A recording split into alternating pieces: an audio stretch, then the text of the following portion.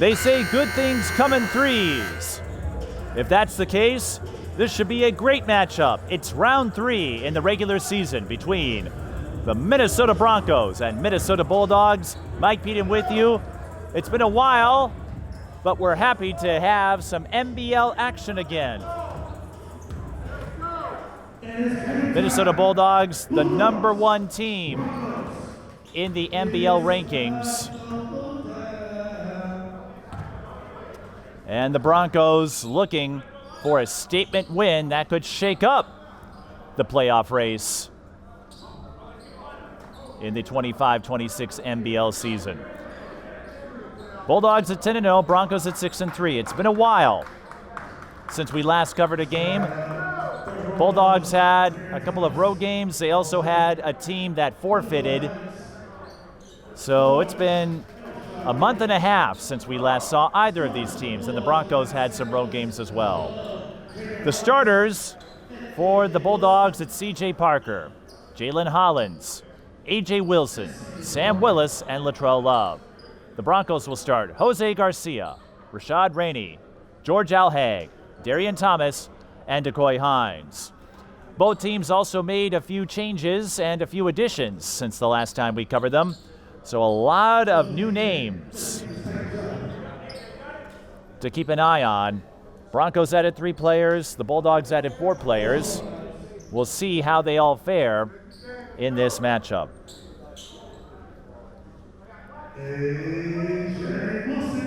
I will say this might be the first game I've covered where starting lineups were skipped. Usually they add some pomp and circumstance to it, but I suppose these two know each other well and they just want to get ready to go. They don't want to wait around. They want to get this one underway. Bulldogs, we should know, going for the season sweep. Of course, at 10-0, they have swept everybody, but a sweep over the Broncos could go a long way. The second matchup between these two came down to the wire. There were some points added erroneously. You may have noticed that in our second regular season broadcast of this matchup. The Broncos still would have lost the game, but the ending would have been a little closer. Bulldogs won by a few more points than they should have. And it was a point raised by both coaches because they want to win this fairly. And we have a scoreboard camera among our artillery, so if anyone tries anything funny, we've got the receipts. But the Broncos have a steal as they race down court. Catch and shoot 3, offline. That was Garcia. Garcia was a mid-season addition for the Broncos. Sam Willis can't hang on to the ball. Turnover on the Bulldogs. And we'll use Bulldogs and Broncos as customary for the intrastate battle, because if we say Minnesota, you'll have no idea what I'm talking about. Then again, I don't think any of you have an idea what I'm talking about. Pull up 3, long. Rebound, A.J. Wilson. Hollins inside to Love.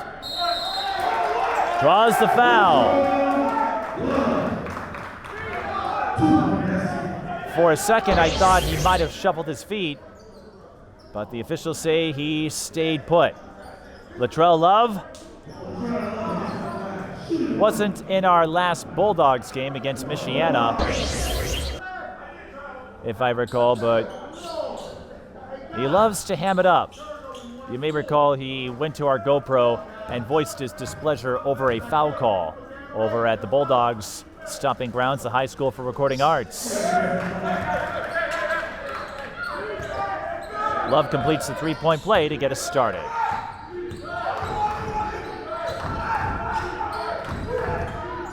Driving kick, Garcia for 3, bullseye.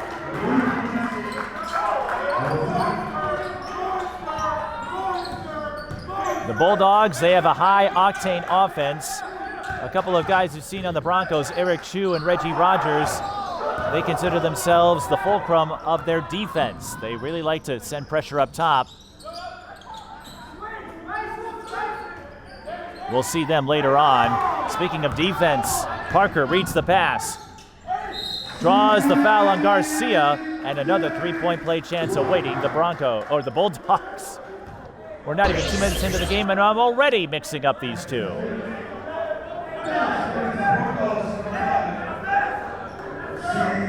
CJ Parker to the line. Parker, Love, Wilson, Willis. Jalen Hollins had that fantastic start to the season, but they all are bona fide entries, bona fide components to the Bulldogs roster. And we may have a women's team heading into the spring. So pay attention to TSB Television for more. We promise you no overbids. No three-point play for the Bulldogs. Broncos with the rock. This is Alhag. Spins his way out of the corner. Goes across. No one down low to pick it up. So A.J. Wilson corrals an easy board. The pace of play a little faster, a little more polished than our earlier game today. 3-ball quarter pocket for Sam Willis. And we'll have an early timeout from the Broncos. 8-3 the score, 9:42 left in the first quarter. Twin Cities Sports Broadcasting, and a whole lot more. That's what you get from TSB Television. We provide long-lasting digital coverage of your favorite athletes from the preps to the pros. Dazzling moves. Holloman, good if it goes. Yes! Game winners. From James. She's in trouble. Finds James. Toss shot! It goes in! And everything in between. Before we let you go, do you want to say hi to anybody? Oh, I don't know. Let's put me on the spot there. If you want to connect with our audience, visit us at patreon.com/TSB Television or sponsor our coverage through PayPal and Cash App. Thank you for watching. 9:42 left in the first quarter. It's early. But for the Bulldogs, like we said, every game, all W's. The Broncos in the second meeting gave them their toughest challenge of the season. The Bulldogs have throttled opponents. They weren't expecting to ascend this high. They figured they would fare better than a year ago, having more experience under their belt, but it is coming together in large and welcoming ways. And the Broncos, they were under 500 to begin the year, if you recall, 6-3 now. We did note that time and experience would be helpful. Hoffrenning with the bounce pass to Alhag. Side out for the Broncos.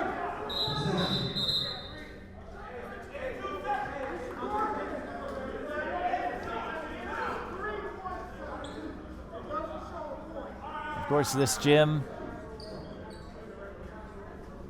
holds a lot of historic moments, maybe not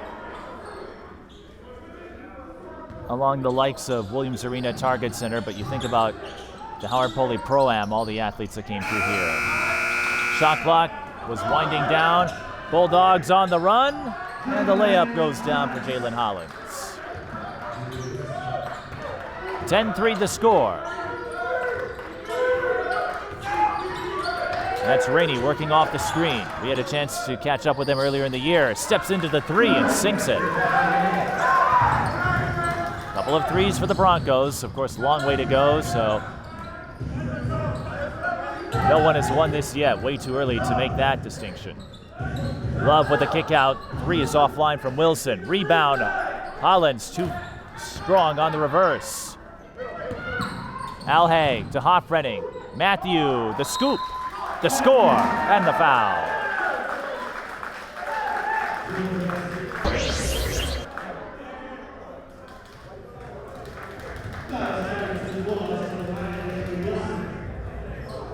Hoffrenning, if you recall, had that notable start to the season. He was one of the early anchors for the Broncos. And Reggie Rogers, who prides himself on his defensive ability, averaging about 2.5 steals. His partner, Eric Chu, about 3.5. One of the best defenses in the league, of course. They are taking on one of the best teams in the league.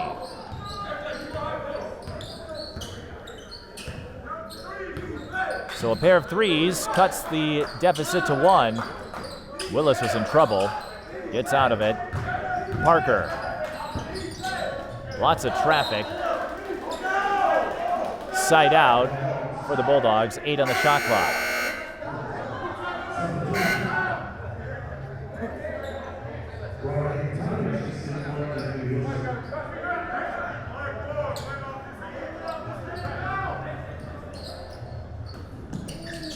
Bulldogs gotta go. Shot clock to 5. Willis spots it. Finds Love. Oh, he didn't realize it. I thought Love saw the clock. He was looking for a passing option. I heard Raheem Tyner, I believe, yell back door, but Love forgot about the clock. And you may have noticed that when it gets down to under 5 seconds, it uses the tenths of a second. It's not as distinctive as it is in college and the NBA, but it still counts the same. Shuffle pass, 3-ball, corner pocket, Reggie Rogers. And a 9-0 run for the Broncos gives them a 12-10 lead. Got to be mindful of that shot clock, though. Love, Hoff running on top of him. Height on height, big on big. Kick out, 3-ball, offline. That's Johanna Ochan. He has been another sturdy, reliable force for the Broncos, and it's an 11-0 run. Turnover, Bulldogs.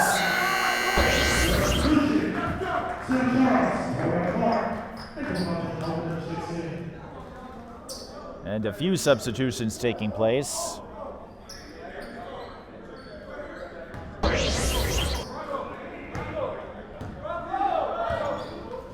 An 11-0 run. Broncos can add to it with a score on this possession. Rainey for 3. Off the heel.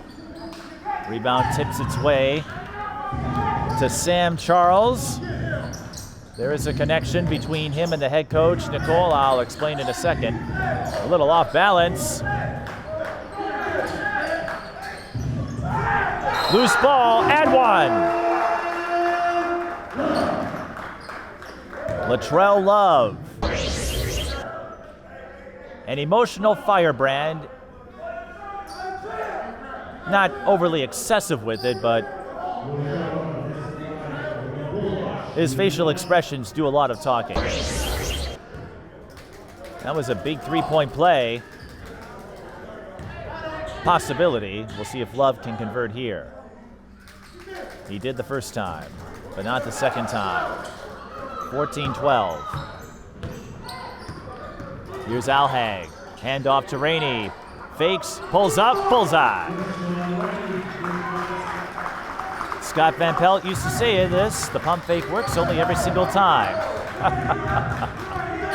17-12, Broncos extending their lead after they trailed 10-3 early. Bulldogs in trouble. Steele, Ochan. He's streaking down court and rolls it in for 2 more. 19-12, it is a 16-2 run for the Broncos.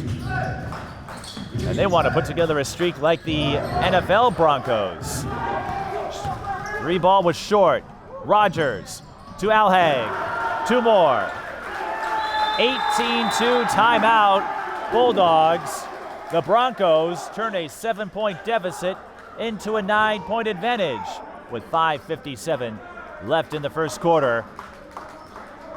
I had a feeling this round would be the most contested, the most fierce of them all. It seems to be playing out that way. Mic'd Up Sports is TSB Television's talk show series. Available on all major podcast platforms, we offer sports figures, past and present, a place to convey stories and adventures on a deeper level than our traditional game coverage. Whether you're a superstar athlete or someone who works behind the scenes, we'd be honored to share your story. If you'd like to be a guest, contact us at The Mike Peden on all major social platforms.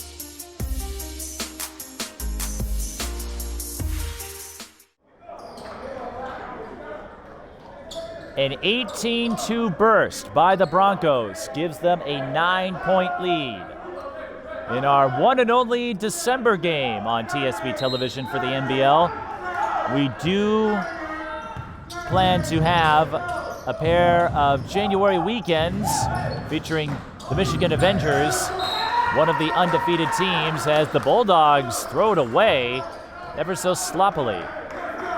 The Michigan Avengers will play both Minnesota teams on the first weekend of the calendar year. That's going to be a big one, a big test for both of the local squads, and we'll wrap up the regular season, our portion of it, against the Strictly Business Group.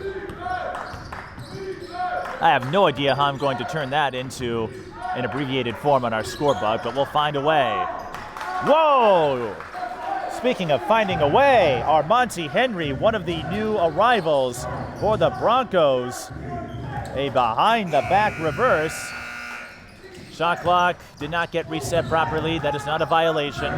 Here's a three. Bullseye, Raheem Tyner. 23-15. We've seen some comebacks before, but this Broncos team, if you recall, had to come back against Michigan. Ochan with the turnaround. Comes up with a bucket. An official stoppage with 4:57 left in the first. Sam Charles to inbound it. He is the son, one of 6 offspring, if I recall, 5 or 6, of head coach Nicole Charles. But the two have hung around this sport a long time. Inside, it's Love. Yes, and the foul. And to finish up on Charles, I was teasing Nicole about how much convincing it took to create this arrangement, and she said, on whose part?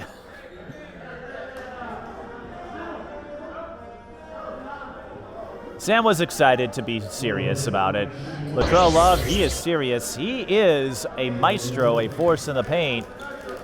Whenever he's in there, his influence is noticeable, to say the least. 3-point play, his second. He has 8 overall, and that makes it 25-18. I don't think either side is going to be discouraged, disheveled, flinching at a small deficit early. Broncos sizing up the long ball, the long two, not there. Rebound tipped to the Bulldogs. That's Tyner.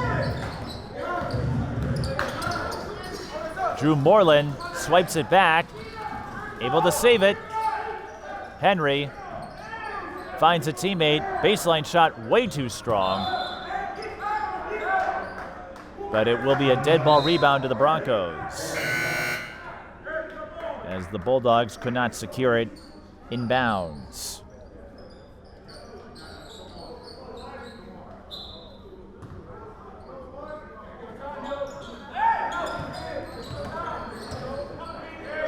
Ochan, the turnaround, yes. Ochan, 8 off the bench.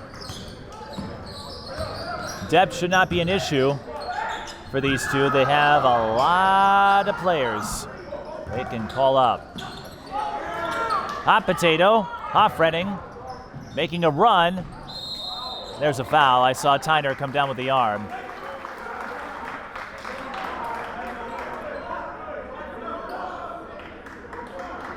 And Matthew Hoffredding, whose jersey number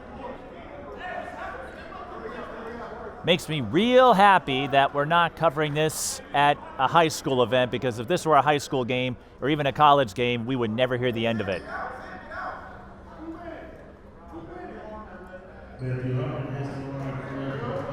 I'm sure John's looking at his number going, I hope he knew what he was thinking. It's 6'7". Don't worry, I'm not going to make the 6'7" gesture. You couldn't even see it anyway because I'm not on camera. And you can't wear 67 at the high school or college level, and I think all of us are grateful for that. Honestly, my only disappointment is that 6'7" has no meaning. I wish it would have carried some connotation. It just showed up in a song lyric and kids ran with it. I suppose there are worse things they could pick up, like Tide Pod challenges, cinnamon challenges. Where am I going with this? Someone stop me. Tyzacia, if you're watching this, this is why you should never leave me alone to call a game. Tyner had a couple of cracks, but it's still Bulldogs ball. They swing it around. Charles at the corner, 7 to shoot. Blocked by Hoffrenning.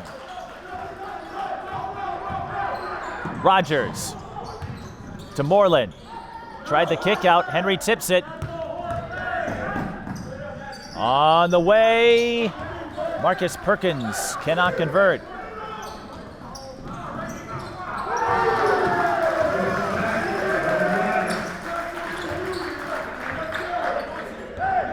Broncos knocked down a 3.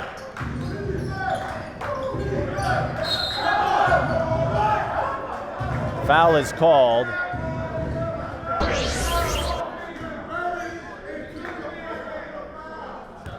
And free throws coming for the Bulldogs.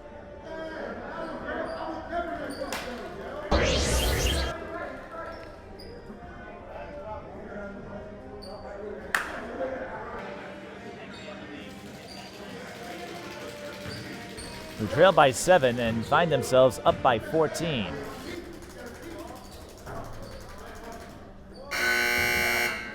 Perkins at the line.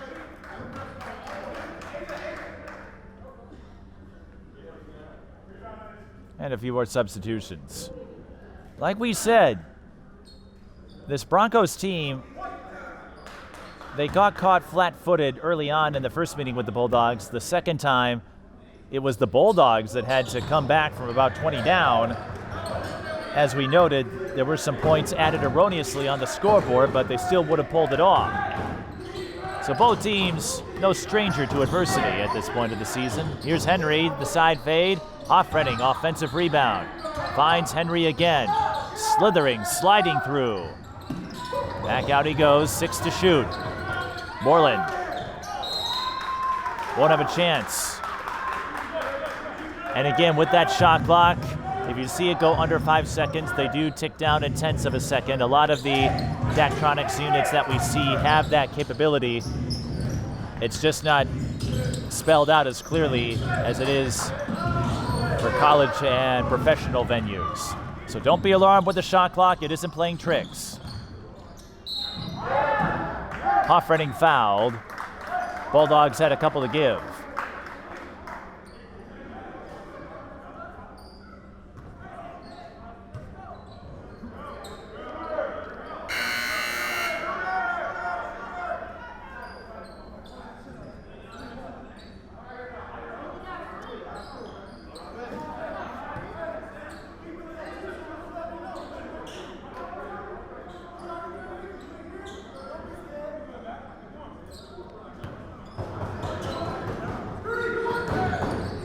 Henry to Garcia.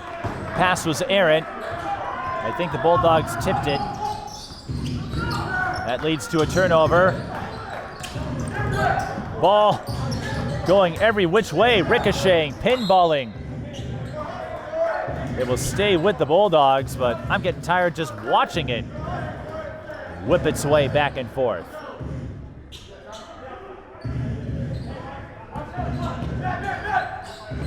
Baseline J, swish. Sam Willis up to 5.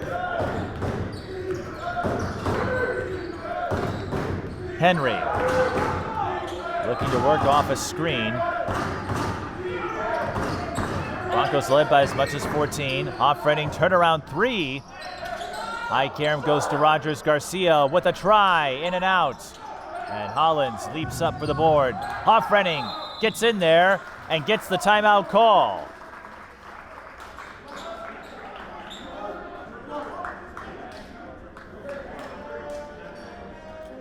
If you've watched our coverage, whether I've been calling games or if you listen to other broadcasters, Anthony Larkin has also done some games for us. A lot of these guys were former high school and college players. Some just want to stay involved in the game. Others are hoping to turn it into something. And we've had a few players on these rosters and around the NBL come from international rosters, international teams.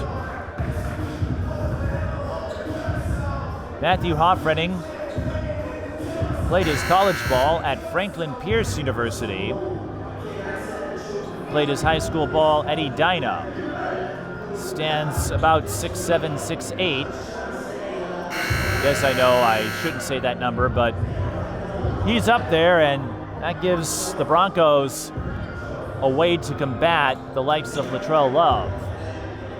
1:20 to go in the first, as Hoffrening called the timeout to keep possession alive.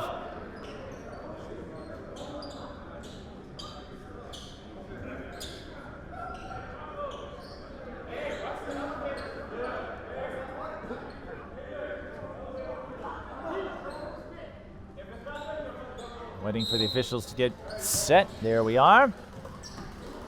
32-22. Rainey for three. Off the rim, Garcia saves it one more time. Oh, that was close. Rogers runs all the way up into the bleachers, while Darian Thomas runs up a three-pointer. I don't know if you caught it, but Rogers ran up about 4 rows as momentum carried him upward. Jalen Hollins carries himself to the bucket. Under a minute to go in the first. Thomas, catch and shoot. Over the mark.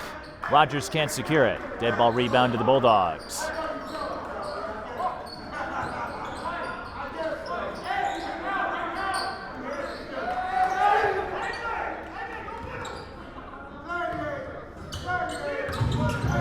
Bounce pass. Tyner fakes. Dribble drive. Off the rim. Rainey. 6-second different shot clock to game clock. Bulldogs had a foul, they'll use it.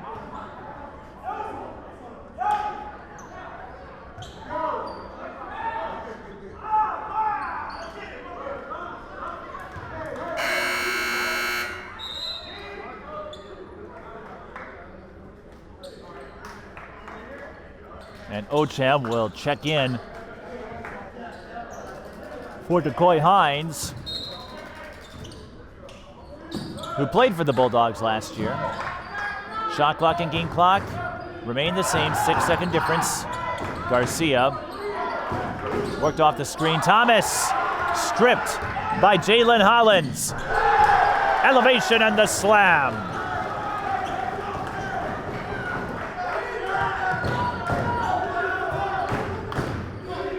Time for one more for the Broncos. It's Rainey. He'll pull up. Short, but a foul.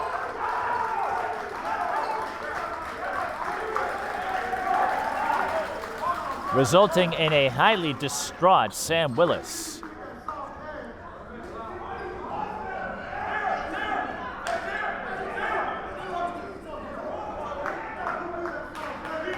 Rainey with a chance to score 3 before the first quarter ends.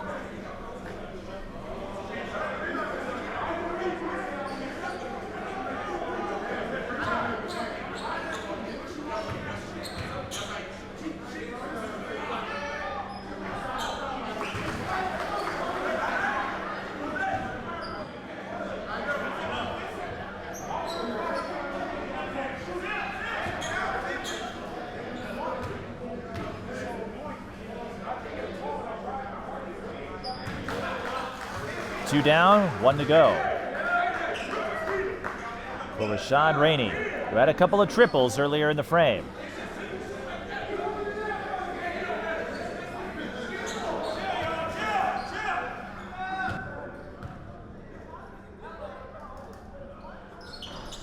Gets all 3 of those to end the first quarter, barring something weird.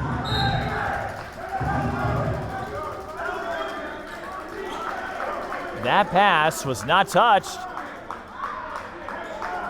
That's why I said barring something weird.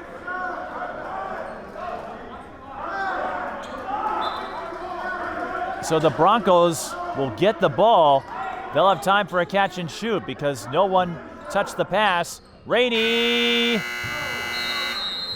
And that's the end of the first quarter. It took a little while to get there, but the Broncos lead 38-26 over the Bulldogs as the Bulldogs look to stay undefeated and the Broncos hope to pick up their biggest win of the season. It's more than just BBQ, it's family time. Ella's Smoke Till Ya Choke. Perfect for your Saturday.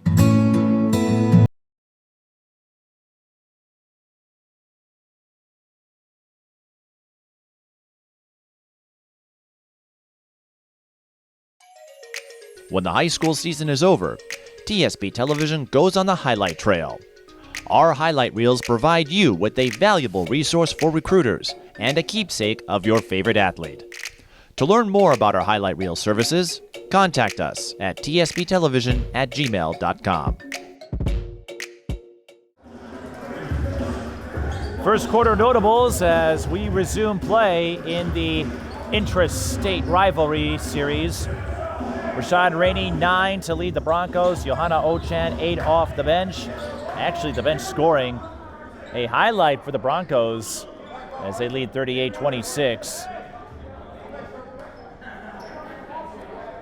16 bench points.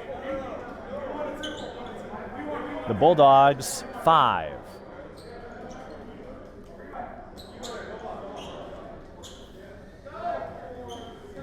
Keep an eye on that as this game progresses. Rashad Rainey knocking down 3 free throws at the end of the first and nearly gave them a 5-point burst in 0.7 of a second. But remember, the Bulldogs came back from 20 down in the last meeting. Touch 3, swish.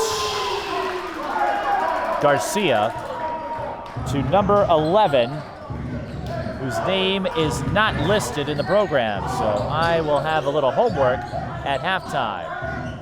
Love goes across, Rainey steals it. Ochan into the lane, short. Hollins. And the ball knocked out by number 11.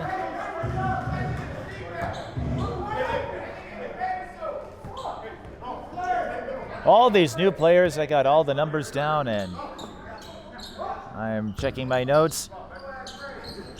Still one that slipped past.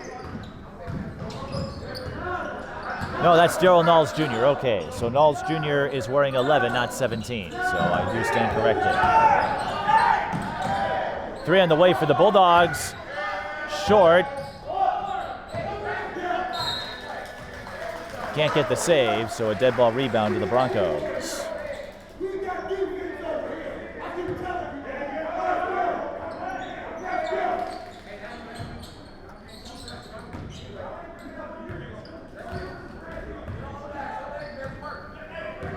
But that Knowles Jr. 3 only adding to the bench scoring. Rainey was feeling it. Ochan, rebound. Love with the rejection. Shot clock winding down. Ochan, does he see it? No, the Broncos don't notice.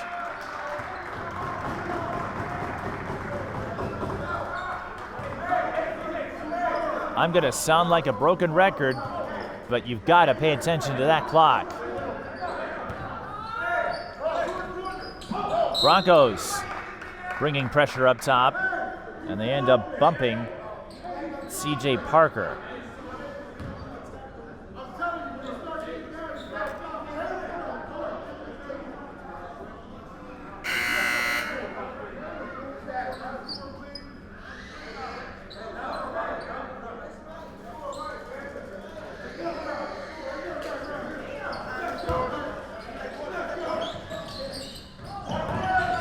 Willis knocked away. Bulldogs maintaining possession. Tough shot. Willis draws the foul. He'll shoot 2.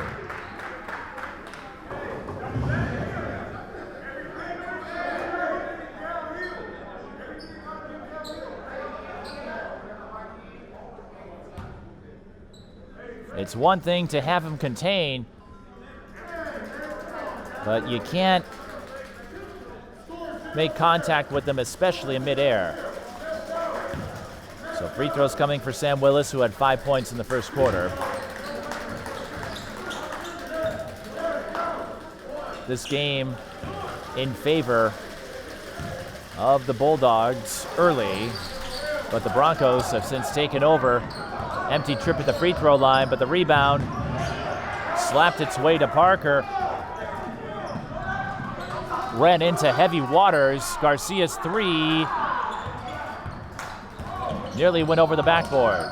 There's the pressure up top again, but that's the second time they were tagged with a foul, and that is the risk you run with that pressure defense. You have to make sure you are in position and quickly with how brisk, how swift the tempo is. Even the slightest miscalculation can lead to trouble. Another foul. And the Broncos out of fouls to give with 9:51 left in the second. That will send A.J. Wilson to the line.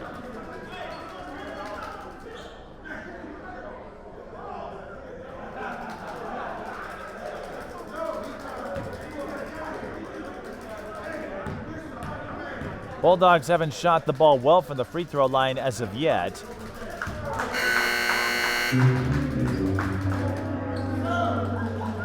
And they are still afflicted by woes of the charity stripe.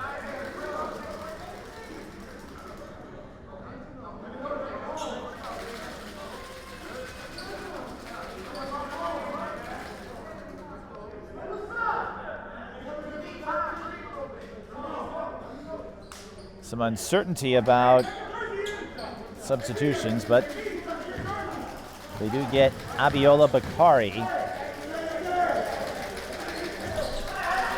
Another empty possession, and it's still Bulldogs ball.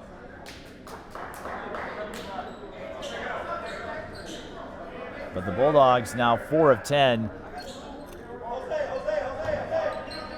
If this game ends up close and the Bulldogs are a few points short, that may be something they reflect on. Of course, in the sport like basketball, as Garcia lines up a 3, when you win, and oftentimes dominantly, another ankle breaker 3, no.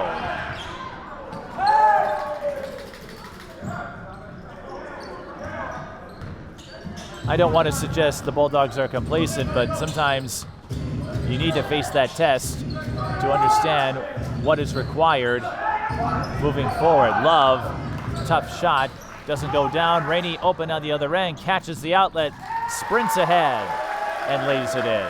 He's got 11.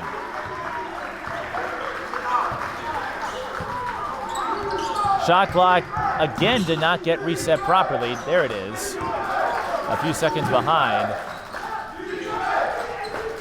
So a few extra seconds, but the Bulldogs won't wait. They'll fire away. 3 doesn't go down. Another loose ball snared by the Broncos. Bakari. Offensive foul. A.J. Wilson positioned himself for the charge. A missed chance in transition for a Broncos team that's running on virtually every cylinder.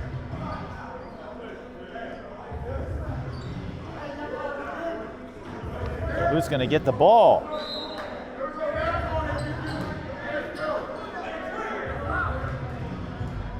That will be Willis. Not much going right at the moment for the Bulldogs. I nearly tongue-tied myself. Good ball movement that time, and Love able to squeeze through the lane for the scoop. 10 points for Love. There's a bump. Officials let that one go. That leads to a steal on the other end. It's Willis. Back-to-back buckets for the Bulldogs. Ochad to Bakari.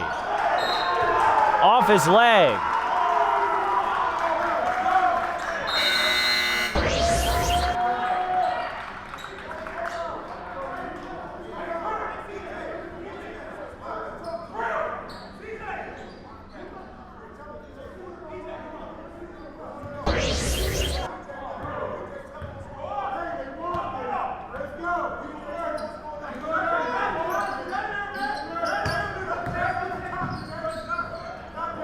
Bulldogs swing it around. Haymore inside, Parker draws the contact and will shoot two. Parker did clutch before going up, perhaps anticipating a possible block attempt, but he'll try to score at the line where the Bulldogs have struggled.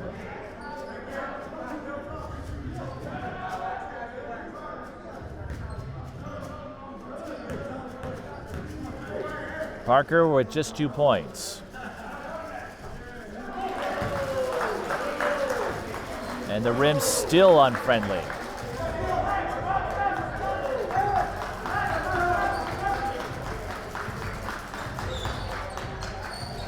The Broncos only 3 of 3. A lot of their scores have come, or I should say 4 of 4. 6 of 6, there we go. I forgot to chart one of those trips down, but you're already seeing the separation. 6 of 6 for the Broncos, 5 of 12 for the Bulldogs. 43-31. It's not the only factor tilting this game in favor of the Broncos, but it could play a big part later. 7 on the shot clock. Rainey getting pushed out, has to work off a screen, finds Hoffrening.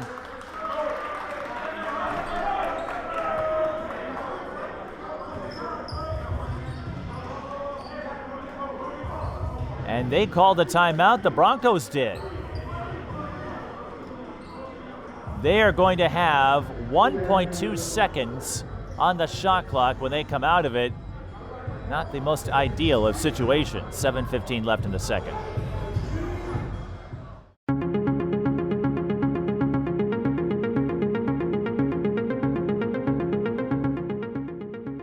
Women's basketball has been around a long time, and we've had so many opportunities, and now we're just continuing to get more.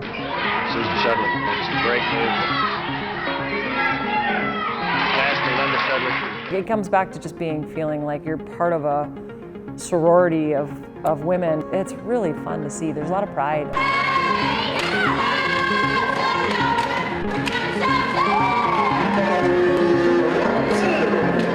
The 90s, late 90s, we was pumping out great women's basketball players, and still to this day, we're still there.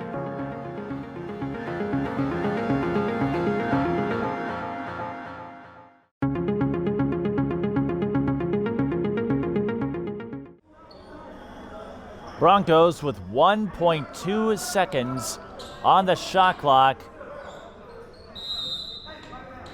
as they did seem a little inattentive on that possession. Hoffrening's got to go with it, and that's the risk when you call a timeout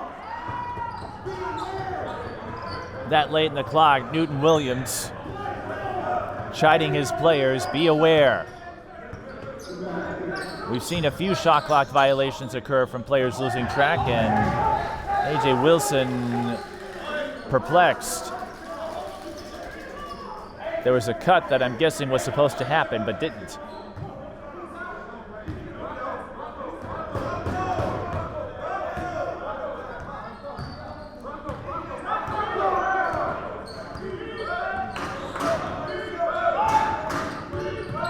Broncos taking a leisurely approach, and the shot clock Running low again. This time Hoffrenning takes notice and drills a three.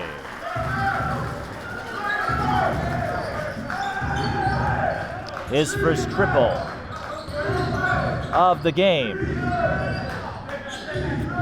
Kick out. This guy can knock down triples, but not that time. That was E.J. Haymore.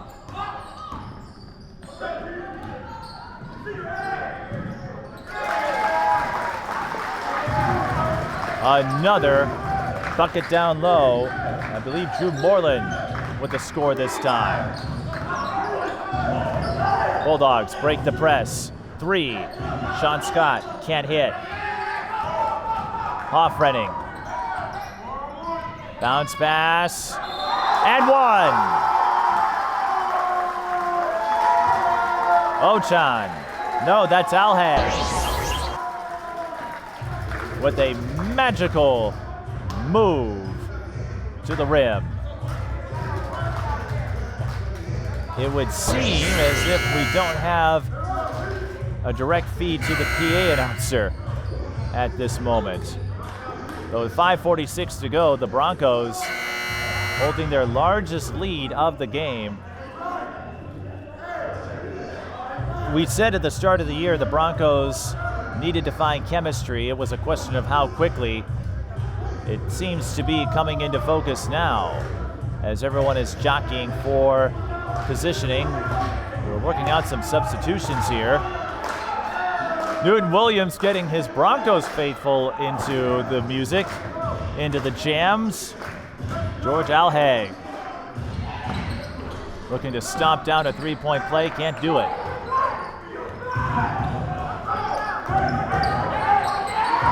More press, takeaway, it's Chu who gobbles up a steal and a bucket. 52-31. Another double up top. Haymore for three. Yes. All things considered, if you thought this would happen after the Broncos trailed by 7, you would be highly attuned. Rainey's three, long. Love with the rebound. It is a little hard to fathom that the Broncos trailed early. Bulldogs were flying high. It's been all Broncos since then. Foul away from the ball. And remember, Broncos in the penalty.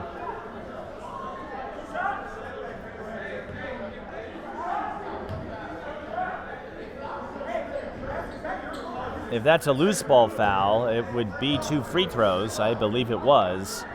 And A.J. Wilson will indeed go to the line.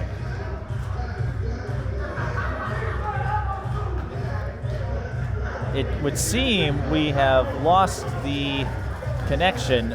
Michael Wright usually does PA when he covers Bulldogs and Broncos games. He owns the Bulldogs, of course, but also had a hand in founding the NBL back when it was known as the Midwest Basketball League.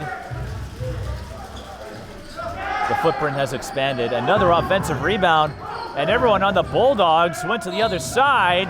So Love will lean his way in, and he'll shoot 2. But the Bulldogs now 5 of 14.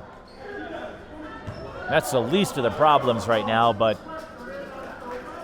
I think they'd like to see a few more go in the hole. Love will have a chance to do it. He has 10 points.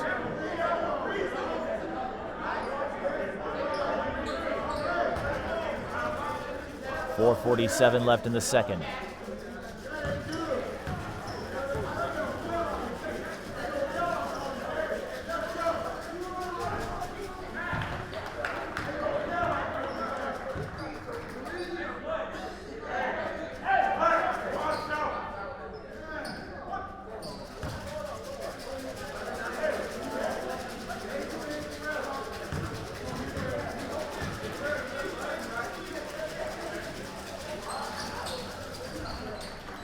Love makes it work.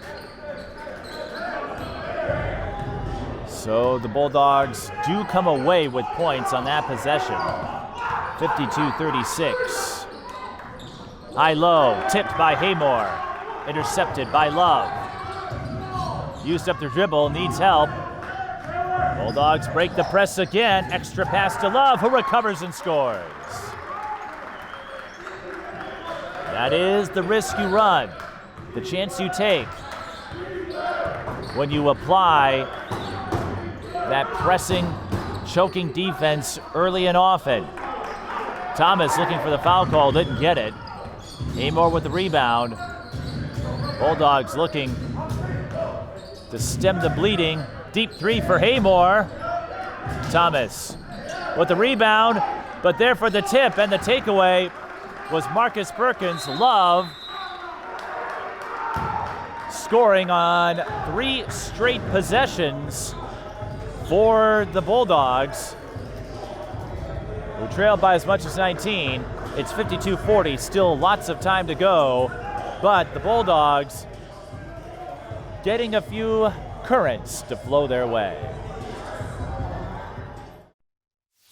Mic'd Up Sports is TSB Television's talk show series. Available on all major podcast platforms, we offer sports figures, past and present, a place to convey stories and adventures on a deeper level than our traditional game coverage. Whether you're a superstar athlete or someone who works behind the scenes, we'd be honored to share your story. If you'd like to be a guest, contact us at The Mike Peden on all major social platforms.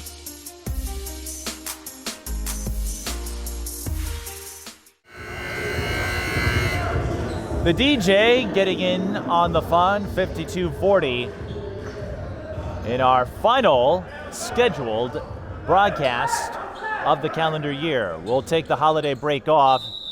If you're watching this on TSB Television, that's because I work for several live streaming outlets, including NSPN, and they'll have a lot of holiday coverage, so I don't anticipate covering any games until we're back here 2 weeks from now for the big weekend series with Michigan. Broncos will go first, Bulldogs second. Bounce pass to Hines, nothing out of that.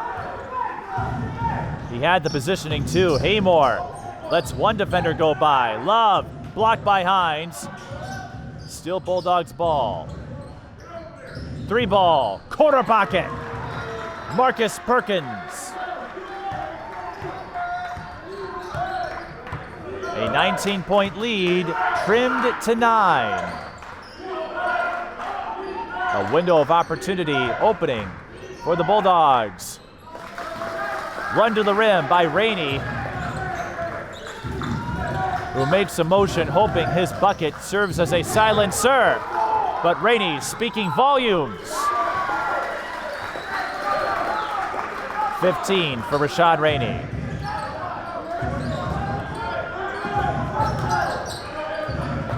Love finds Haymore. Clutches, used up the dribble. Tipped away by Decoy Hines, the Minneapolis North graduate. 2:31 remaining in the second. Shot clock needs to be... No, it's not the shot clock, it was the net. I thought I saw someone pointing to the shot clock. It was the net that got caught up, and they want to make sure that doesn't pose a problem. Love, shuffle pass. A.J. Wilson lost the handle. There's a reach by Haymore. Bulldogs had a few to give.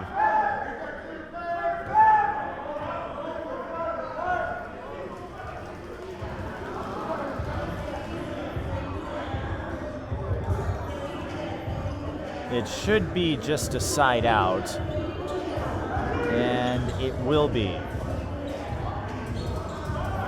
But we're having a discussion among the officials. I think Newton Williams, my guess is he is inquiring about a clear path. We do play with pro rules, but Ochan wasn't anywhere close to a clear path situation from our vantage point. They could be calling an intentional foul, though.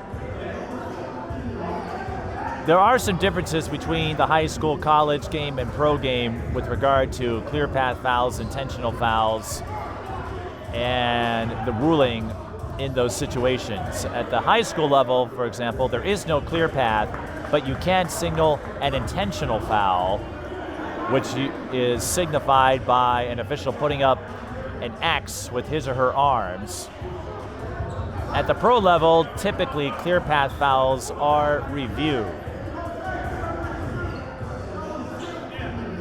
And now we're having all kinds of discussions about what is supposed to happen.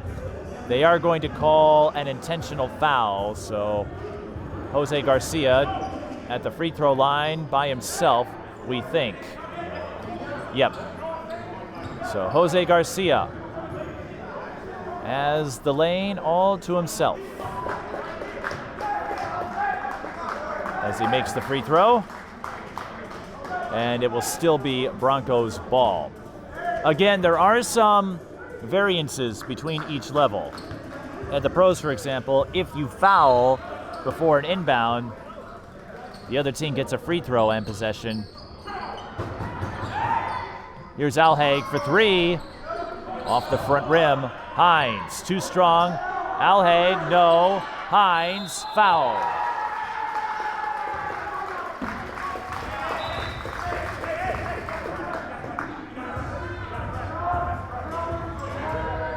Decoy Hines has yet to score. Nicole Charles checking the scorebook to see the foul tally.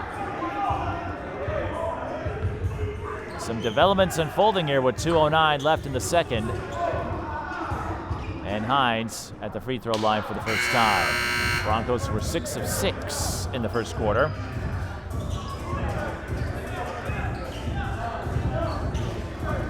Hines to shoot his second. As the DJ playing the tunes to, whoa!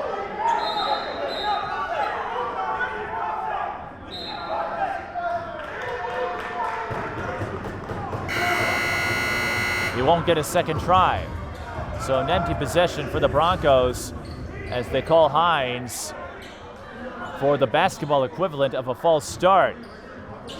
He's pleading his case, saying someone from the Bulldogs jumped the line, but you can't fake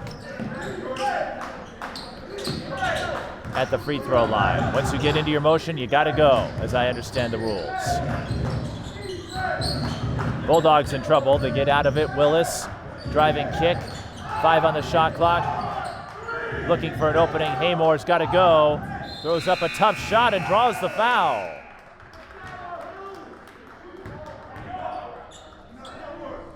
And now it's the Bulldogs' turn to be one with the free throw line. Haymore, 3 points, just the one triple. We'll see what he does here. Short. And the free throw problems continue for the Bulldogs. Broncos unofficially 7 of 8. And the Bulldogs settling for a lot of splits, 8 of 18. 57-44, Bulldogs with 1 foul left to give. Skip pass to Ochan. Seeking a lane. Alhaig recovers. Garcia, quick three.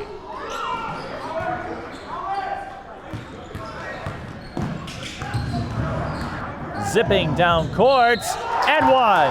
Perkins. He's hit some big buckets for the Bulldogs. This would be a big three-point play chance. If you're the Bulldogs, you're trying to stave off worst-case scenario. Nightmares, foolishness.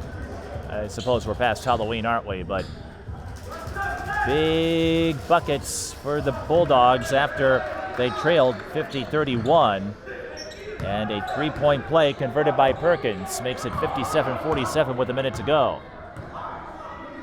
Bulldogs got within striking range, then fouled Rainey on a three. He hit all three. There he is again, thinking about it. 6 on the shot clock. Rainey throws up a prayer. I think was trying to draw a foul, and that seldom works out. Bulldogs, they want the three. Off the rim. Ochan with the board. Garcia. The dish. Breaking it up is Sam Willis. 34.4 on the game clock. 17 on the shot clock. Rogers will come in for Garcia.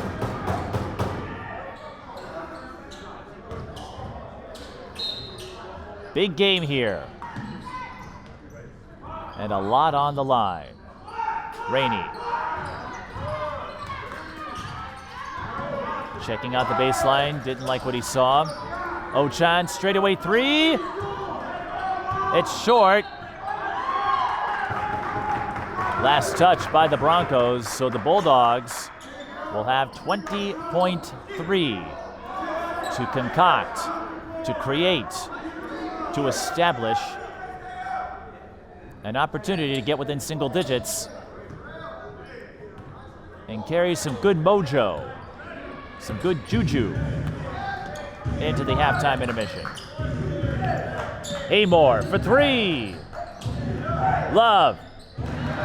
Another putback. Latrell Love, master of the paint. Broncos with time. Rainey. Offline, that won't count. Came after the buzzer. So the Broncos led by as much as 19, but the Bulldogs showcasing that level of grit that has defined their 10-0 mark thus far. 57-49. It's an 8-point game.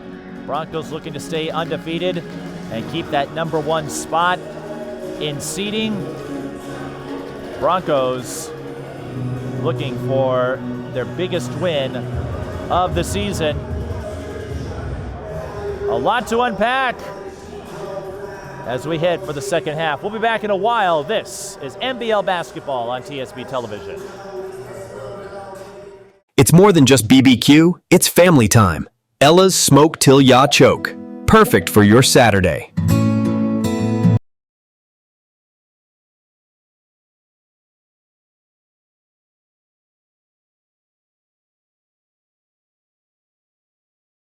Twin Cities Sports Broadcasting, and a whole lot more. That's what you get from TSB Television. We provide long-lasting digital coverage of your favorite athletes from the preps to the pros. Dazzling moves. Holloman, good if it goes. Yes! Game winners. From James. She's in trouble. Finds James. Toss shot! It goes in! And everything in between. Before we let you go, do you want to say hi to anybody? Oh, I don't know. That put me on the spot there. If you want to connect with our audience, visit us at patreon.com/TSB Television or sponsor our coverage through PayPal and Cash App. Thank you for watching. Second half about to start here at the St. Paul Citadel Salvation Army Gym in St. Paul. 57-49.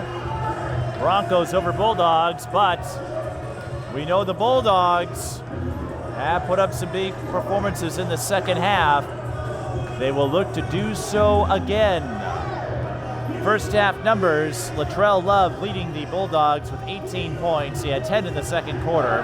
Marcus Perkins with 8, giving the Bulldogs some help off the bench. Sam Willis with 7. Those are your notables for the Bulldogs. They are 9 of 19 from the free throw line, though. That could be a problem later on.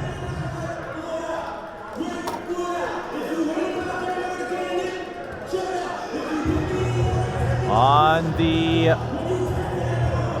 Broncos side, as we're checking everything out here, everything looks to be in order. On the Broncos side, Rashad Rainey, 15 points. Matthew Hoffrenning with 8. Johanna Ochan with 8. A lot of bench scoring early on for the Broncos.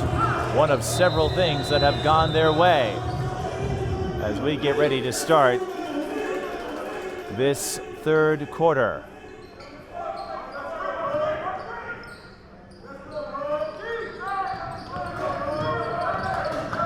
underway, and again, some big stakes on the line for our two contenders. Broncos looking to stay, or Bulldogs looking to stay undefeated. Broncos looking for that signature win.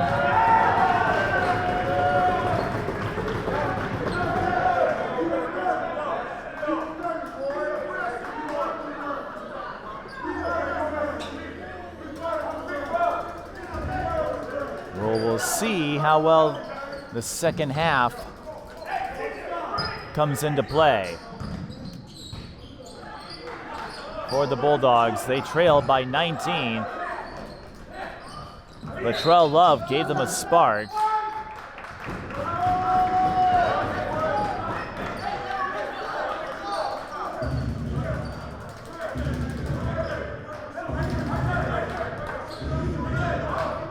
And they hope to do the same here in this third quarter. 3 on the way, off the heel. That was C.J. Parker.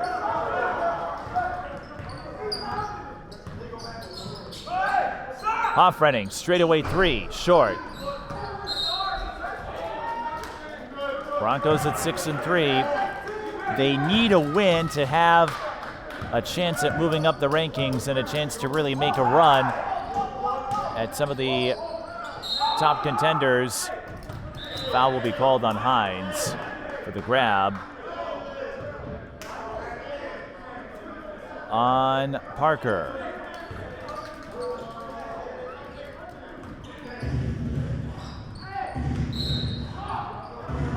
A bump is called.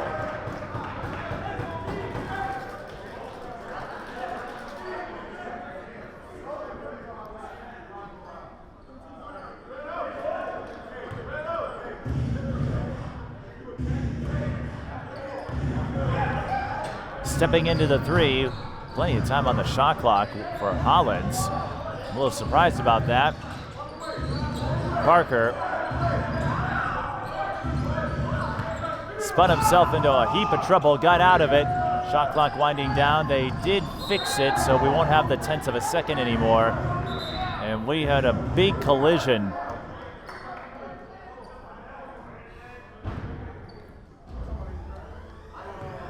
Decoy Hines is up and he looks to be okay. That's a good sign.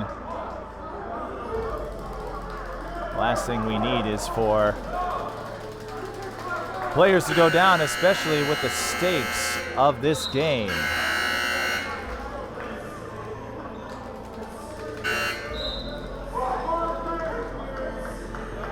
(57-49). It will be a side out for the Broncos. From the far sideline, from our vantage point anyway.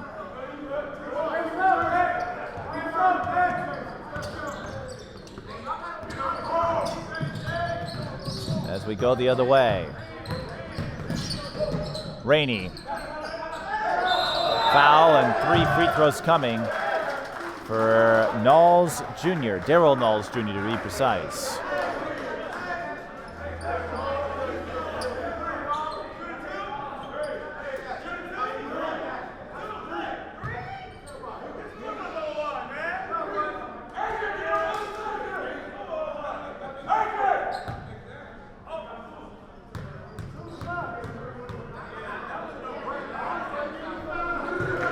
Free throw shooting has been a strong spot for the Broncos up to this point.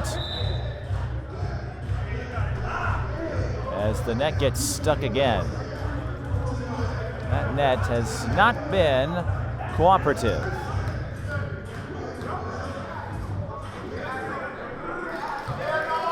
Two down, 1 to go.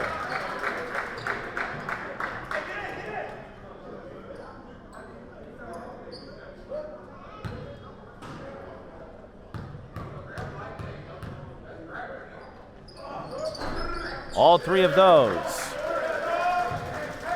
Broncos now 10 of 11 at the free throw line.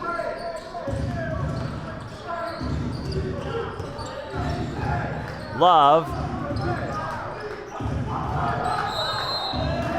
amidst a lot of traffic,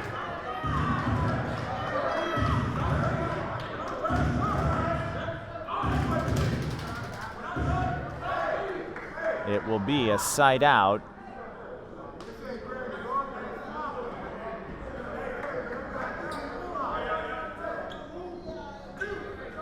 No, a foul was called.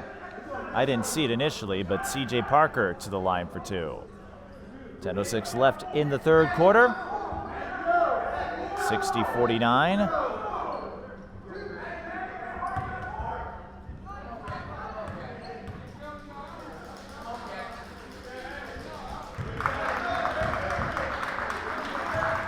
And as we said, this will be our last broadcast of the calendar year because of the holidays. There were a couple of dates, a couple of games in the holiday week. One we weren't able to get clearance for, and another that NSPN is streaming, and just not enough matchups on the calendar before the holiday invitational start. Here's Ochan muscling his way into the lane for 2.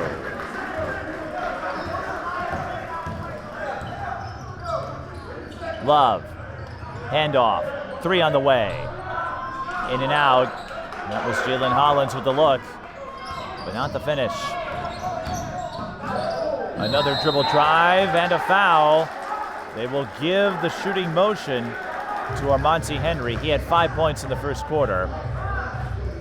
And now the Broncos elevating, augmenting their slashing game. We'll see what Henry can do. Again, the Broncos doing quite well, 10 of 11 from the free throw line.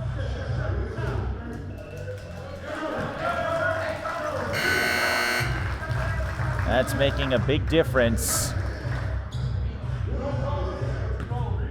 as the Bulldogs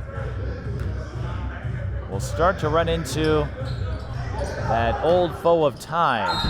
Thomas slammed into the wall but can't save it. It will be a split for Henry.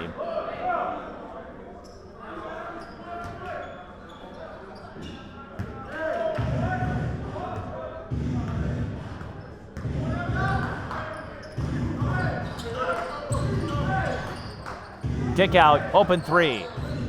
Short. Bulldogs just haven't converted those long balls like they typically do. And Rashad Rainey barrels his way down court. 17 points for Rainey after that fast break layup.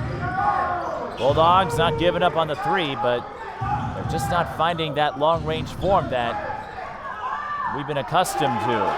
Latrell Love continues to clean up in the paint, though. 18 points in the first half. He's up to 20, but his team trails by 12. Ochan, runner is long, gets it back. Came up short. Couple of point-blank looks, and they come up empty. High low to Love, 2 more. Latrell Love, the hot hand for the Bulldogs, 65-55.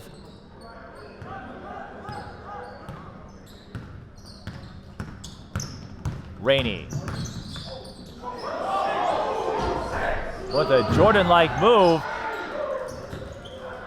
That was akin to Jordan shaking off Byron Russell in the '98 NBA Finals. Hollins was lucky that nobody was in the vicinity because he was protesting the lack of a foul call. We do have a foul on the Broncos, but he nearly coughed up a chance at a rebound. And if a Broncos player had been in the area, that could have very well been the case. Again, you've got to be attentive. I know players are going to advocate for themselves. I'm not suggesting they stop doing that, but situational awareness. You don't want to lose track of where the ball is, especially if you're in position to get that board.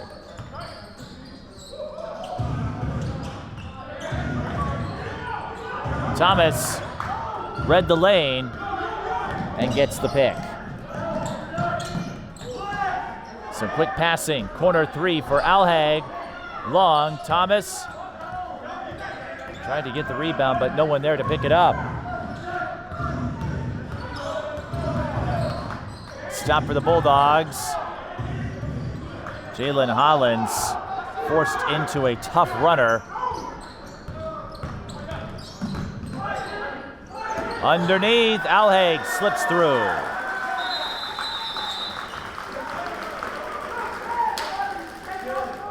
.7:24 left in the third. This is an injury timeout, not a team timeout. Jalen Hollins wincing underneath the bucket, underneath the basket. And it's hard to tell exactly what is ailing him, but he is having a hard time getting up. You wonder if the wind got knocked out of him.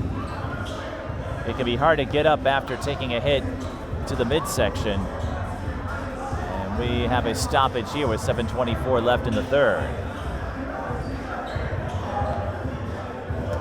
The question is, how serious is this injury?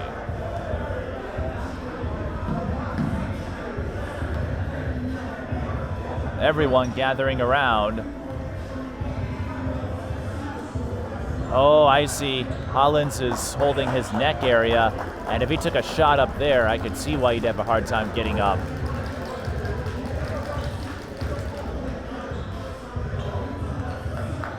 The neck,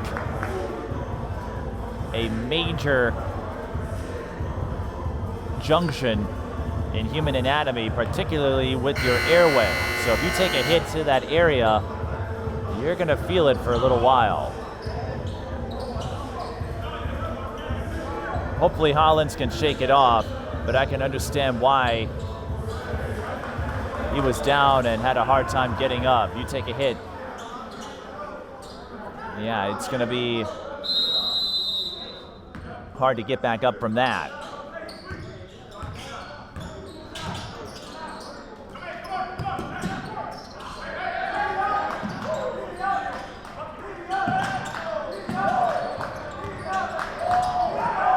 Chaos underneath.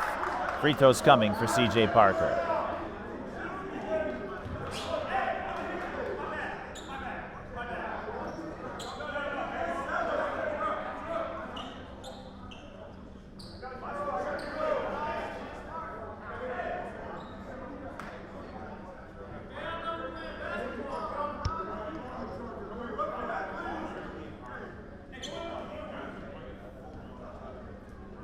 Parker, 5 points.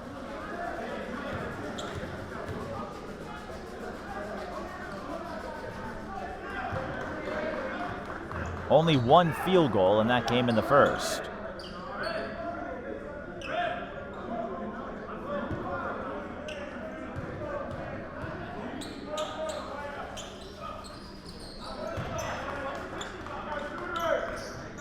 That's what the Bulldogs want to see, more conversions at the free throw line, more doubles, fewer splits. Parker able to get the tip. Charles gathers, but for a second I thought Parker could have tipped it into his own net. Charles can't get the finish on the take as the ball goes halfway down. I've seen a lot of shots, short range, long range, do such a thing. And Ochan, he's missed a couple of those from close to the rim.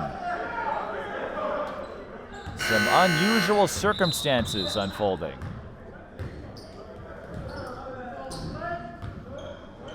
Terrell Clark will check in. 67-57. The Bulldogs right there.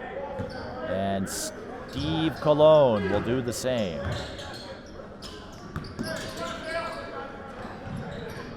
Colon, a perimeter threat. On cue, buries the triple.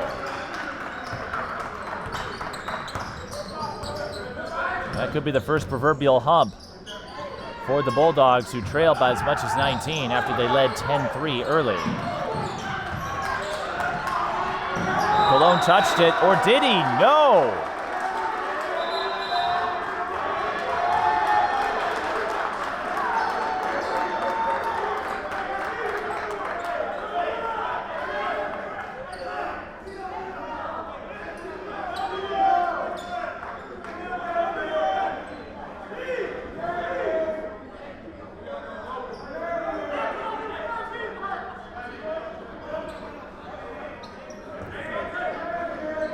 A key stop for the Bulldogs. Love out to Charles.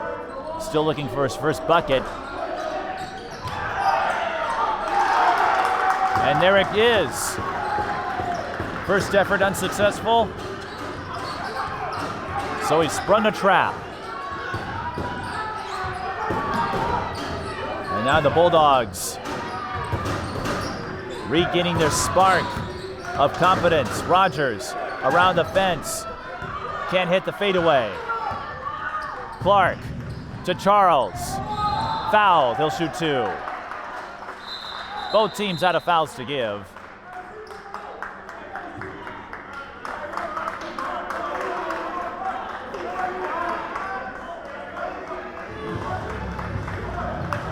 Sam Charles, 2 big free throws here. It would make it a 1-possession game. Charles, who picked up his first field goal just a moment ago, to shoot a couple. Love having a friendly chat with Knowles Jr. These players all know each other quite well.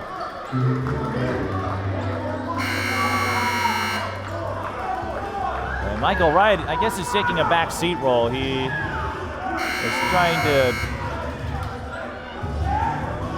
hit a few half-court shots. Nicole Charles telling Latrell to get back there. Or someone to get in position in case Charles doesn't hit this free throw. Just hasn't been his night.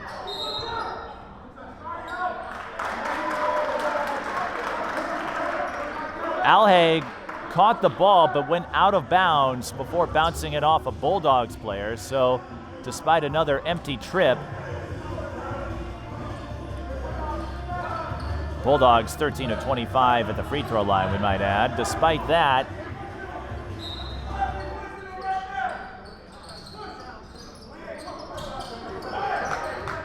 they could still chip away. Cologne for 3. Short that time.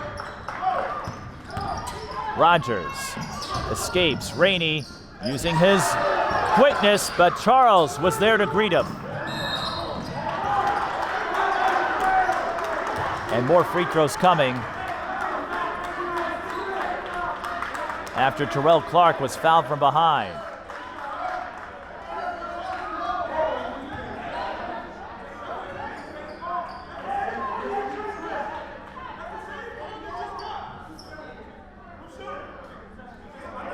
The emotions heating up, the intensity dialing up,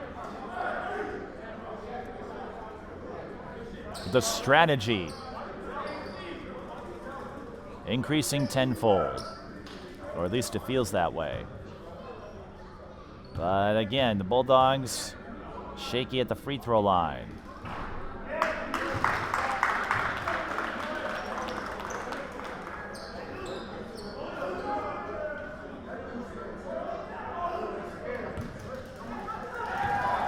Jim falls silent. Everyone watching this intently. Another offensive rebound. That's how the Bulldogs have been able to compensate for their free throw problems. They escape the double. 5 on the shot clock. Rainey tips it. 4-point game. Rainey looking to change that. Clark bats it away from behind. Side out for the Broncos. 4:34 to go in the third.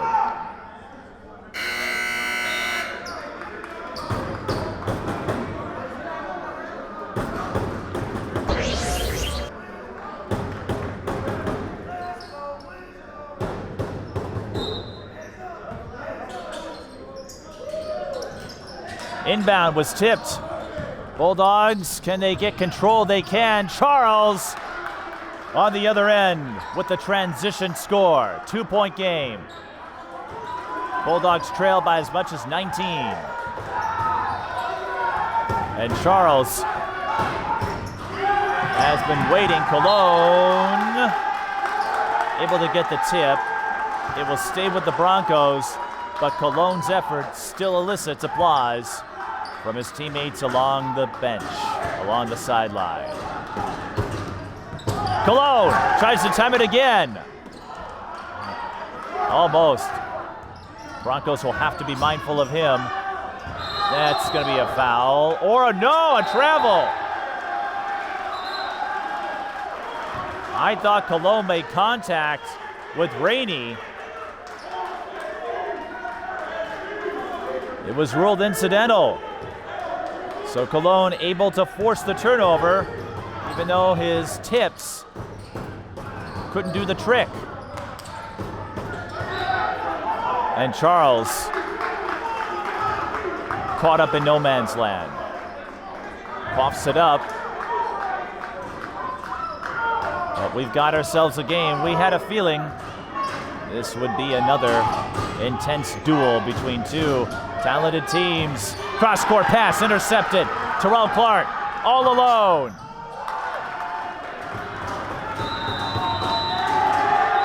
Timeout. Broncos. Bulldogs tie it up after trailing by 19, reminiscent of the second meeting between these two clubs. But with 3:33 left in the third, this three of a kind, far from done. Latrell Love sharing a board with Michael Wright, but no one has won this yet.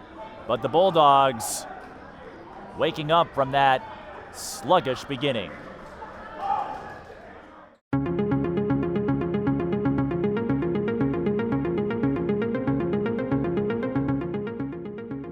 Women's basketball has been around a long time, and we've had so many opportunities, and now we're just continuing to get more. Susan Shudley makes a great move. Pass to Linda Shudley. It comes back to just feeling like you're part of a sorority of women. It's really fun to see. There's a lot of pride.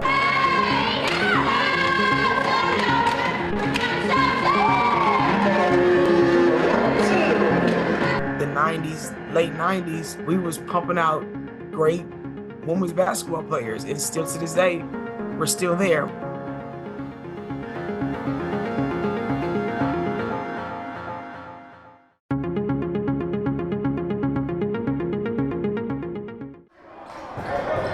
When it was 50-31, it looked like the Bulldogs would stumble and slip on the proverbial ice, bereft of their bark. The job isn't finished, but the path looks a lot brighter now. Chu had his drive disrupted.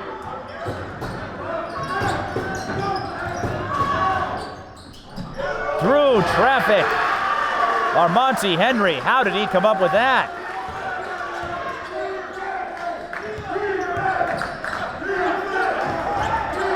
Charles finds help. Cologne for three.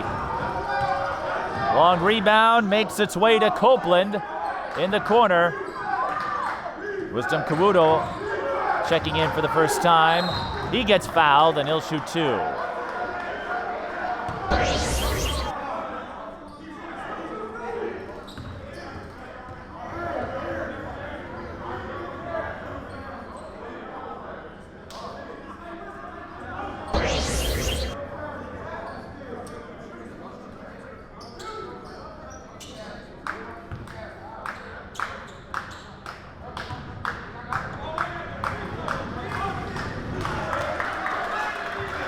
Kawudo had not seen any action until just a moment ago.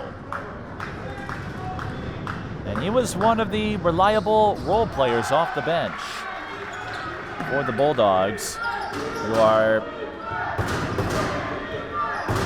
now above 50% from the free throw line. Not by a ton, but they're starting to cash in now. 69 all. Eric Chu trips himself up.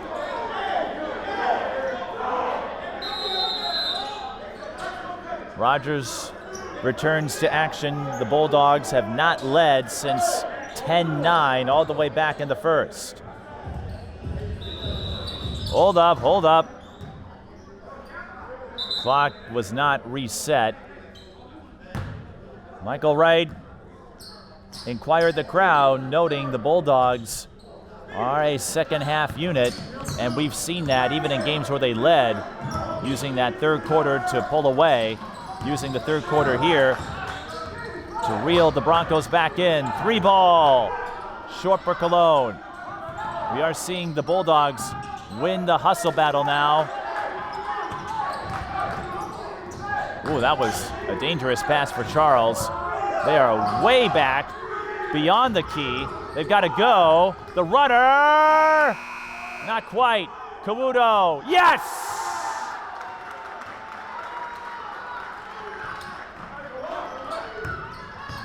Making lemonade out of lemons. That's what Kawudo did. Hoffrenning, turnaround. Drops in the answer. His first bucket of the third quarter ties us up again at 71. Charles, underneath. Slips in through the back door. 6 in the third for Sam. Sam Charles, that is. Rogers zips the skip. Drawing the foul is Henry. He'll shoot 2 as he slid in for the O-board.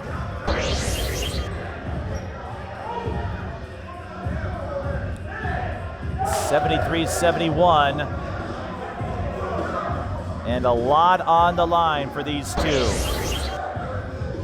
Every win keeps the Bulldogs undefeated. The Broncos want to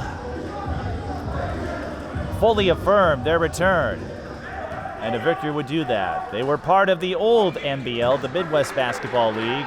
There were a few more Minnesota teams back then, since it was a regional league.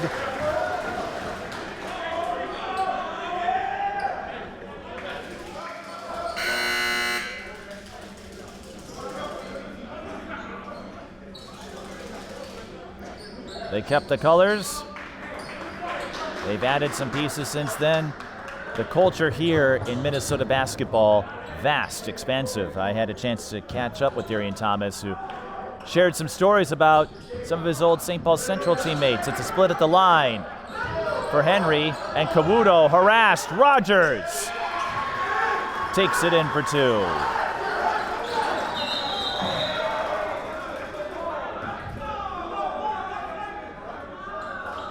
Officials timeout.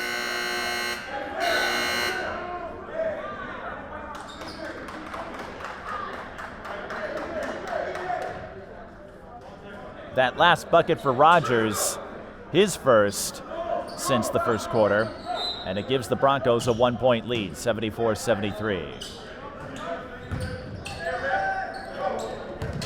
Adam Wright making his first appearance. Both teams using everybody they possibly can.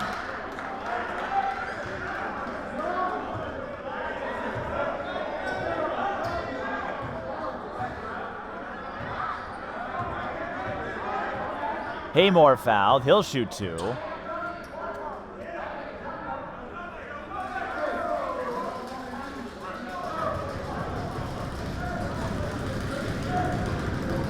Four points.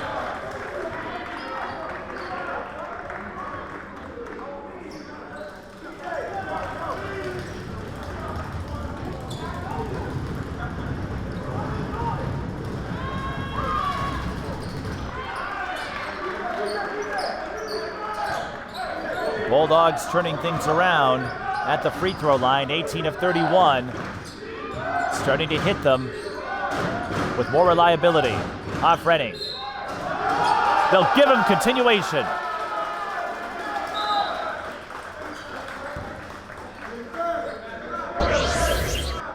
It's not the fourth quarter, but it feels that way. And Hoffrenning can give the Broncos a 2-point lead. The Broncos still the better free throw shooting team by percentage. Hoffrenning with 12.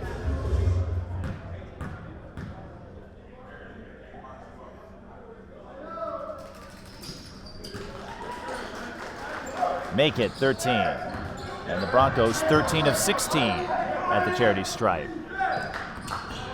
Clark nearly lost the dribble, finds Vontae Copeland for the corner three. 78-77. Shot clock is off. Hoffrening, another run. Another foul. He'll shoot two more. If you can get in there, you either get a good look at the bucket or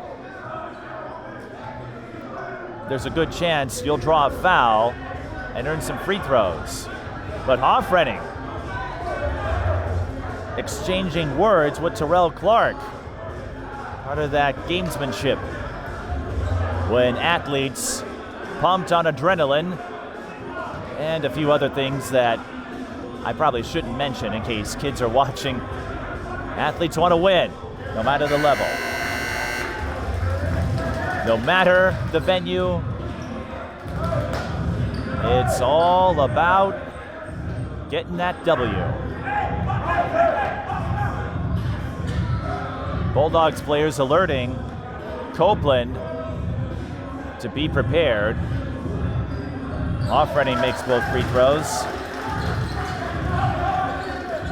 10.4 on the clock. Broncos with a 1-point lead. And what could be a prologue to a fantastic final quarter. Haymore can't get it to go, and that will bring us to the end of the third.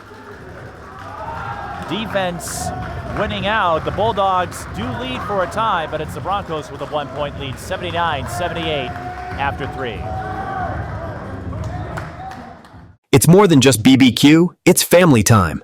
Ella's Smoke Till Ya Choke. Perfect for your Saturday.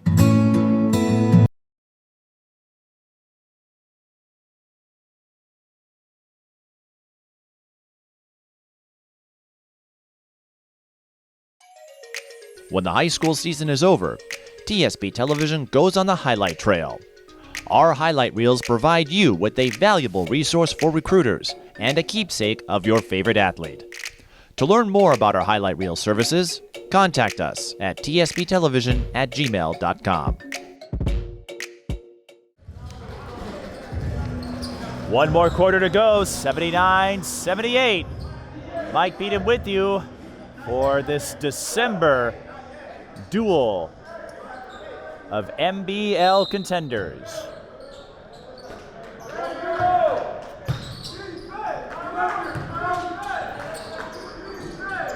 Bulldogs are racing a 19-point deficit, but it's a 1-point game between two bona fide figures. It will be Bulldogs ball.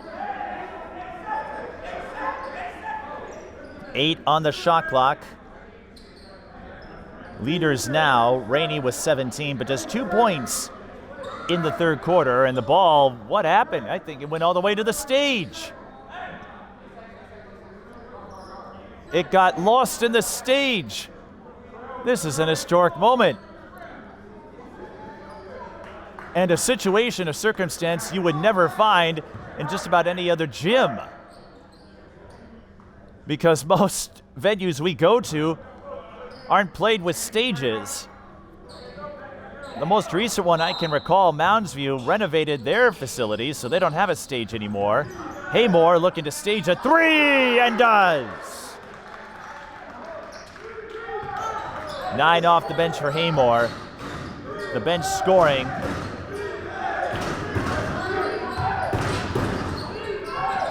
Favoring the Broncos. Another scramble for the ball. Henry to Ochan. He wants a three. It goes off the front iron. Another battle ensues. Wait a second. The shot clock should have reset to 14. That hit the rim. That hit the rim. Either that or that was a fast 14 seconds. That can't be Bulldogs ball. I don't think 14 seconds went off the clock that quickly.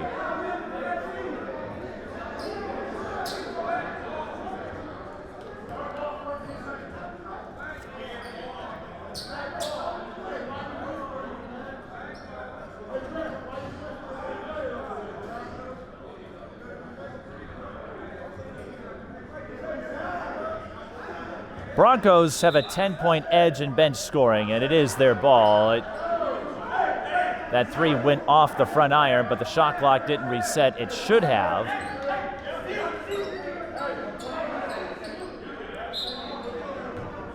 But the Broncos, as we noted, plus 10 in bench points. Here's another three off the front iron again. Rebound tip and the shot clock goes off. Not that it matters because the Bulldogs picked it up. Clark out of position. The corner three is there for Vontae Copeland, his second.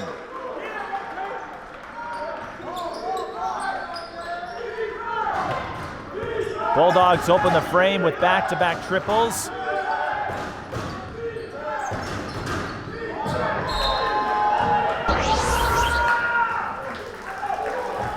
Foul is called on the Bulldogs.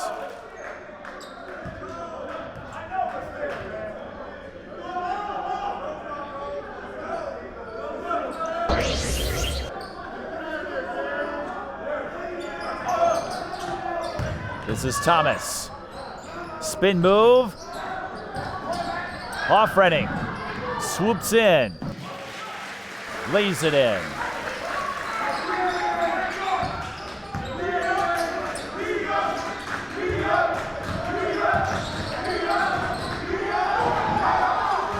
Steal. Outlet. Back-to-back layups. It was Henry who set him up. Takeaway! 85-84, Broncos retake the lead on 3 straight scores. Back and forth this game goes. Who will win? We'll find out soon. 9:58 left in the fourth. Twin Cities Sports Broadcasting, and a whole lot more. That's what you get from TSB Television. We provide long-lasting digital coverage of your favorite athletes from the preps to the pros. Dazzling moves. Holloman, good if it goes. Yes! Game winners. From James. She's in trouble. Finds James. Toss shot! It goes in! And everything in between. Before we let you go, do you want to say hi to anybody? Oh, I don't know. That put me on the spot there. If you want to connect with our audience, visit us at patreon.com/TSB Television or sponsor our coverage through PayPal and Cash App. Thank you for watching. 85-84, Bulldogs hit a couple of threes, and it looked like they had found a path, but Ochan and Rogers, Broncos returning. Whoa! Broncos returning to that in-your-face pressure D to turn the tide back on their side. Ochan again! 4 straight scores. That was Alhaig, I should say. I keep getting those two mixed up, but they both have come up clutch. Foul at midcourt as the Broncos go back up by 3. We noted the stakes. Bulldogs looking to stay undefeated before a big weekend matchup with the Michigan Avengers and the Broncos. A win here would complete their arrival. That pass was a little soft. Love inside, blocked. Ochan, he's been everywhere in this fourth quarter. Henry to Rogers for 3. Yes!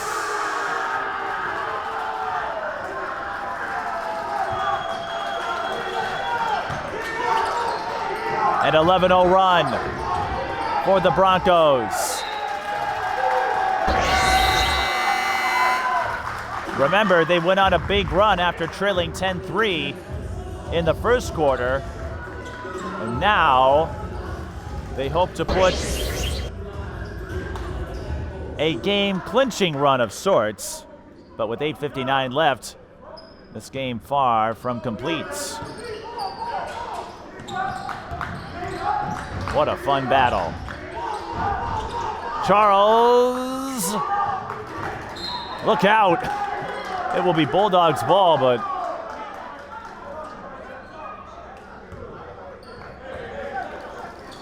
I'm glad we're over here and not over there. Right, John? I think my head would have fallen off.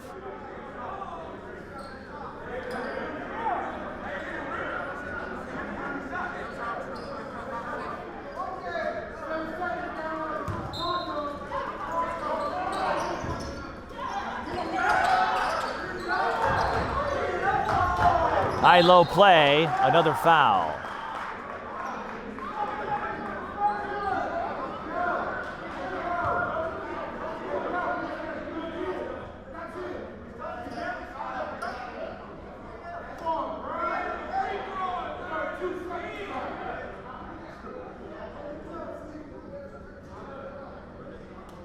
CJ Parker, they give him the shooting motion, just one field goal. Everything else has come at the free throw line. He's got 7. But perhaps an opportunity, a moment, an instance for the Bulldogs to regain their bearings.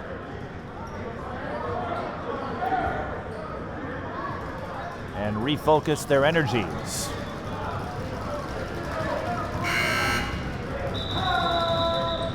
Hold up. CJ Parker didn't hear the whistle, didn't hear the buzzer.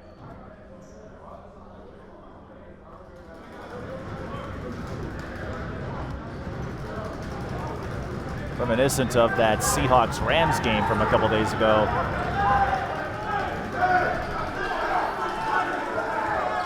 But Parker's still able to make both free throws. 20 of 33 are the Bulldogs. Going across is Alhag. He couldn't put it in, but Decoy Hines is there. His first bucket, his first points of the entire game. Charles fires, can't hit the 3.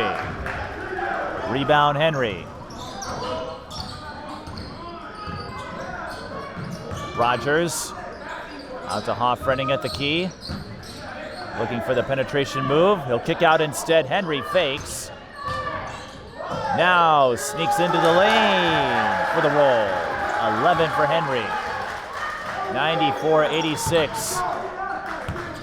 Broncos looking to prevent the series sweep.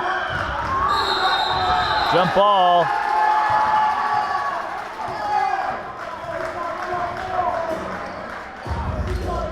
And at this level, we jump for it. No possession arrow. But you wonder if the Broncos have found they'll call a timeout, the Bulldogs, or did they get the timeout before the jump ball? Either way, the Broncos have the Bulldogs number after trailing by 5. And you have to wonder if they're on the precipice of the knockout blow.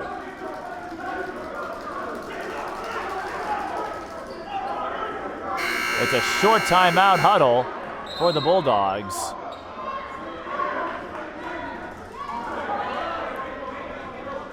These two have a history. Newton Williams and Michael Wright started together, and now their teams are battling in one of the biggest NBL meetings of the season. They opened the campaign against each other. Bulldogs got the big win there. Now it's the Broncos hoping to get one and knock off an undefeated. Alhag to Henry for 3. Bullseye! 97-86. That just might be the dagger play. It started with Ochan, turning steals into buckets. And now the Bulldogs go back to Latrell Love. Didn't score a ton in the third, but when the Bulldogs were in trouble, they called upon number 30 to provide a steadying hand. And everyone's going to be wiping up a wet spot.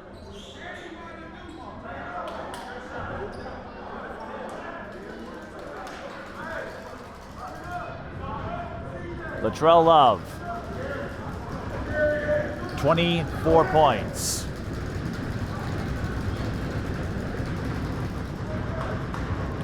Perhaps the most astonishing development storyline is the distribution of offense. And the Bulldogs faring much better now at the free throw line, 21 of 34. It's been a quiet December for these two. Their one and only home game. 3-ball, corner pocket. Alhag says right back at you. Cologne nearly threw it away. They'll call a foul on the Broncos. 100-89 is the score. But you look at the Broncos lineup, their leading scorer, Rashad Rennie, has 17. Ochan with 16, Hoffrenning 15, Henry 14. And Alhag with 11. On the Bulldogs side, Latrell Love with 25, no one else with more than 9. So a little unusual in terms of how these games came together. Charles draws the late foul, and one thing that could help the Bulldogs here, they are in the bonus the rest of the way with 6:24 on the clock. But they are running out of time, and the Broncos seem to have that long ball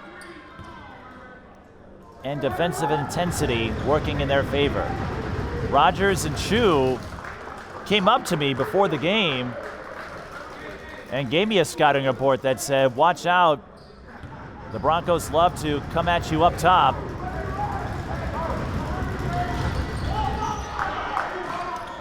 Charles splits at the line. Broncos trying to floor it. 3. Long. Another foul, and Hoffrenning saying I had all ball, or something to that effect. Checked himself though. Last thing you want is a technical. That could add more trips to the free throw line. Of course, at this level, it doesn't count as personal fouls, but last thing you want to do is create a pathway unnecessarily. Charles split his last time at the line. He's got 7 points. Took him a while to find his footing, discover his clarity.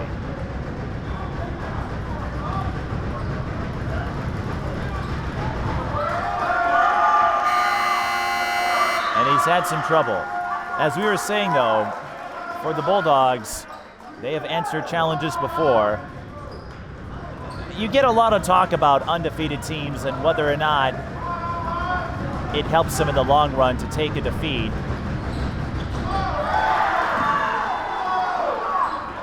I think it depends on the circumstances, but Charles blanks at the line, so the Broncos get a reprieve. With 6 minutes to go, up by 10.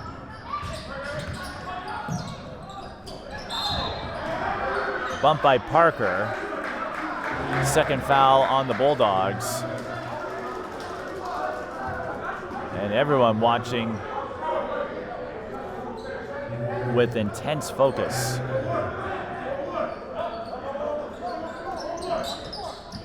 They swing it to Rogers. The corner 3. Nothing but the bottom of the nets.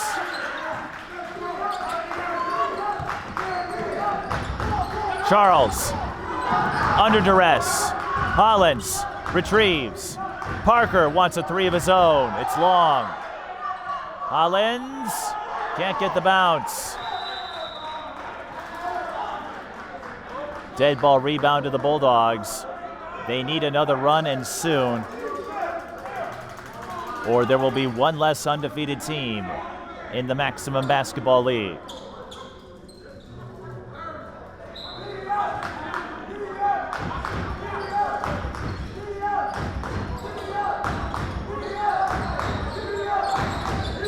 Perkins couldn't find anywhere to go as he was pinched in the corner. C.J. Parker drains the reverse, his second field goal. But the Bulldogs still trail by 11. They're going to need more stops. When they stepped up their aggression, they were able to break free. A give and go route by Decoy Hines. 105-92. Love. Starting another set. Perkins from 14, swish. But the Bulldogs, again, running out of time. Under 5 minutes to go. Their chance at victory slowly slipping away. Spin move. And the finish. Armonte Henry, one of the new arrivals for the Broncos, and he's giving them a galloping force off the bench. 3 on the way. Perkins goes off the iron. Rebound Charles with the putback. But with 4:14 left, the Broncos and Bulldogs still trading buckets. That will help the Broncos, I should say. Up by 11, looking to close this one out and pick up undoubtedly their biggest win of the season against their in-state rival. Mic'd Up Sports is TSB Television's talk show series. Available on all major podcast platforms, we offer sports figures, past and present, a place to convey stories and adventures on a deeper level than our traditional game coverage. Whether you're a superstar athlete or someone who works behind the scenes, we'd be honored to share your story. If you'd like to be a guest, contact us at The Mike Peden on all major social platforms.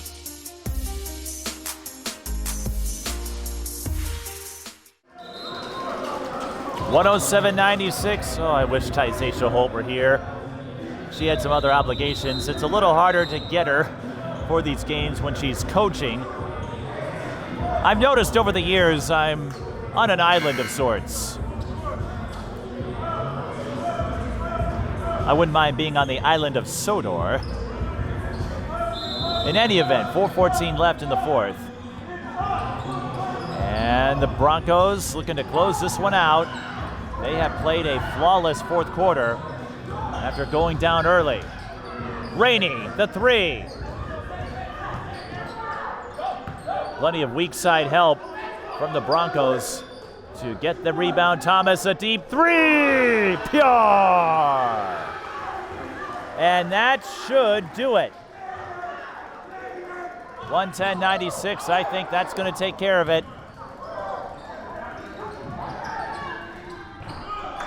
Bulldogs answer with a 3 of their own from Vontae Copeland, but I don't think there's enough time. Rainey took a hit from behind as that was happening. Rashad Rainey hasn't scored in the fourth, hasn't needed to. 110-99. 3:33 to go. I'm just not sure there's enough time.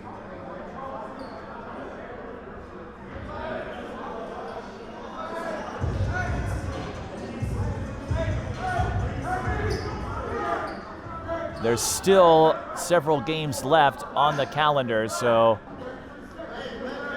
playoff positioning not solidified. But what this would do is put the Broncos in the conversation and make the series with Michigan even more crucial for both of these teams. The Avengers will come here. Thomas, catch and shoot 3, short. Bulldogs, they got to go now.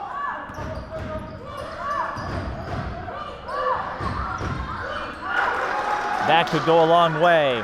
Perkins, the shovel to Clark for the layup. That makes it a 9-point game with 3:01 to go. Foul is called on Raheem Tyner.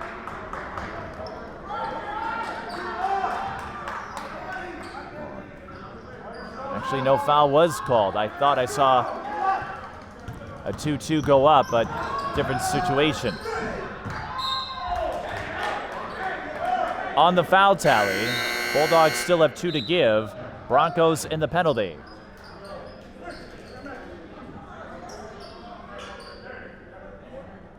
And this is where those early misses at the free throw line from the Bulldogs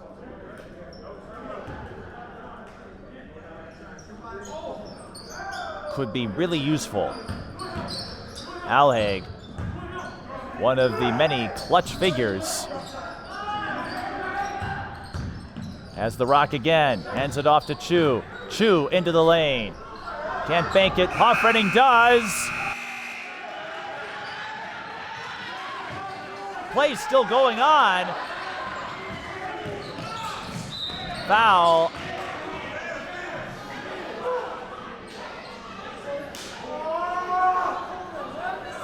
And Terrell Clark went down hard.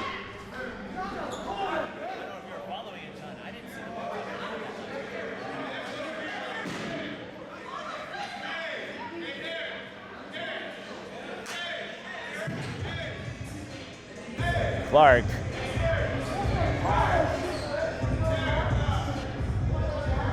Frustrated would be an understatement. Vexed, angst-ridden. Someone's going to have to shoot the free throws in his place. Understandably upset. Vontae Copeland, who has 9 points, will shoot a couple of free throws here with 2:27 to go.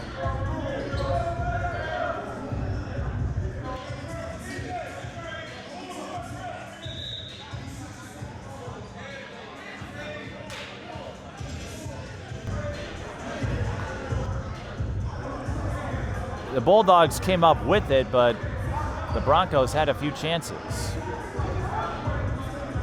Everyone being summoned. The Bulldogs players, at least the guys on the floor, I was about to say starters, or a few of them, all coming over to check out Terrell Clark, who got tripped. It happened in front of us.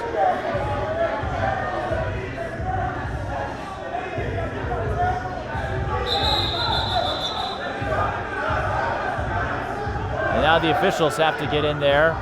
Players are starting to get animated with each other. Officials are going to break it up. Clark gets back up. Rogers and Haymore exchanging words. This is where feelings flare up when you see a player get hurt. It's a physical game. We talked about this earlier. Young men, young women, men and women of any age, hyped up on adrenaline. And sometimes that feeds into your psyche.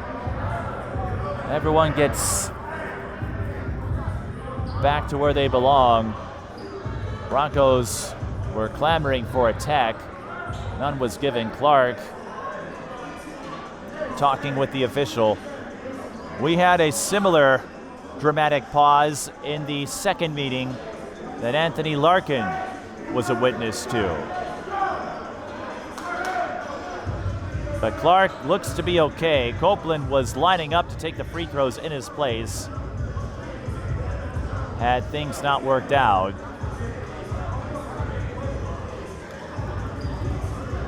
Clark is going to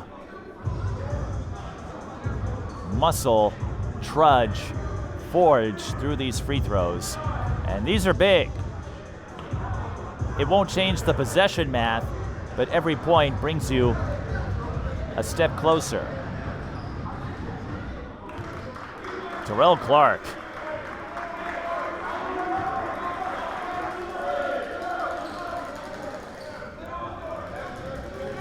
Trying to truck his way through these key free throws. With 2:27 to go. Second one short. And now the officials have the daunting task of keeping everyone in check.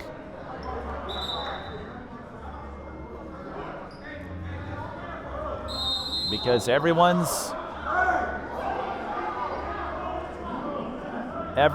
is a little more on edge. Now the officials thought the Bulldogs were signaling timeout.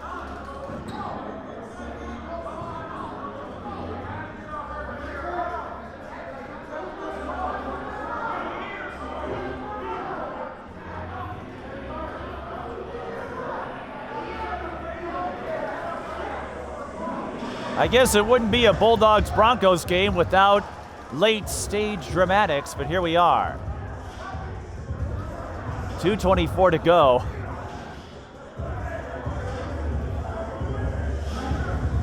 This is what happens when you have two teams with a lot of pride on the line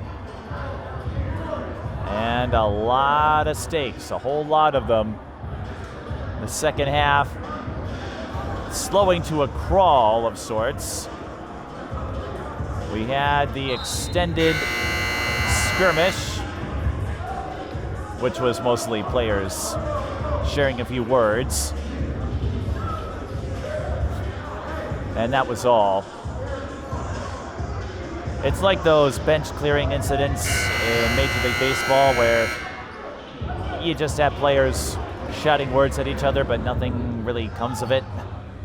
You don't see the level of fighting that you used to. And there are plenty of reasons for that in any sport. That doesn't mean they can't happen. And we've seen our share of fisticuffs, not at this level, but in the NBA, WNBA, as the Broncos throw it away. Well, this is exactly what the Bulldogs needed with 2:13 to go. But you got to be mindful of that up-top defense that the Broncos like to employ as well. They've rattled the Bulldogs more than once. Rogers with numbers. Alhaig. No! I thought he had the bucket for sure. Haymore wants a three. I don't think you needed that. I know you're running out of time, but I don't think you have to hurry up a three unless it's a good look. Vontae Copeland sinks it. 110-105.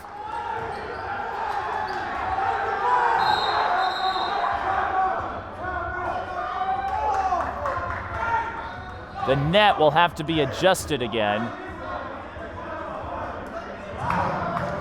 Broncos get the timeout with 1:33 to go. And I hope someone is taking notice of the net. They are going to have to fix that. So 110-105. Bulldogs still have one foul left to give. Broncos in the penalty. Copeland with 12 on that last three-pointer. Unofficially, Rainey still leads the Broncos with 17 points. Henry with 16. Providing some key plays in the second half. Ochan, 16. Hoffrenning, 15. Alhaig and Rogers with 11. On the Bulldogs side, their bench rising up after the Broncos put up a whole lot of points. Love still leads with 25, but only 7 points in the second half. Parker with 11, Copeland with 12, all three-pointers. Perkins with 10.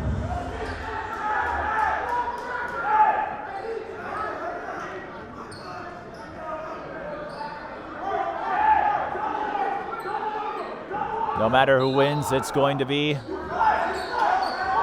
hard-fought, hard-earned victory. One that will jumpstart. That was a foul. Yes, a foul came late. Bulldogs didn't catch the outlet pass. The outlet target lurking behind them. They're out of fouls to give now. And the Broncos will shoot two.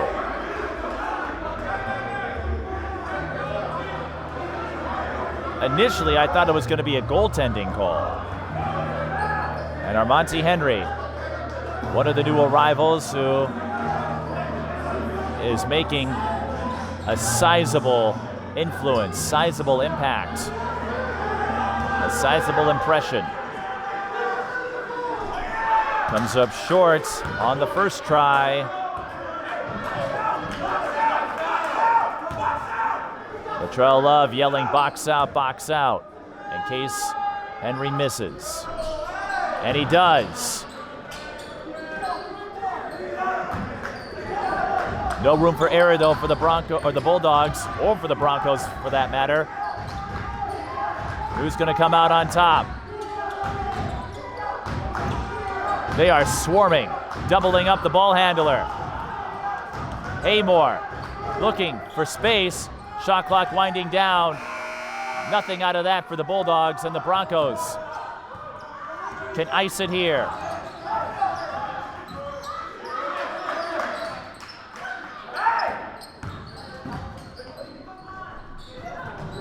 Knockout blow, not there. Haymore with the rebound. Bulldogs have to go.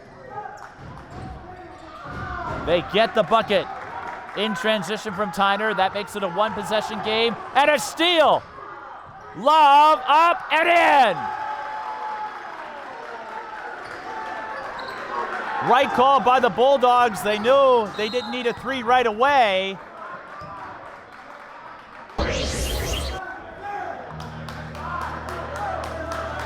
They will foul to extend the game, 28.2.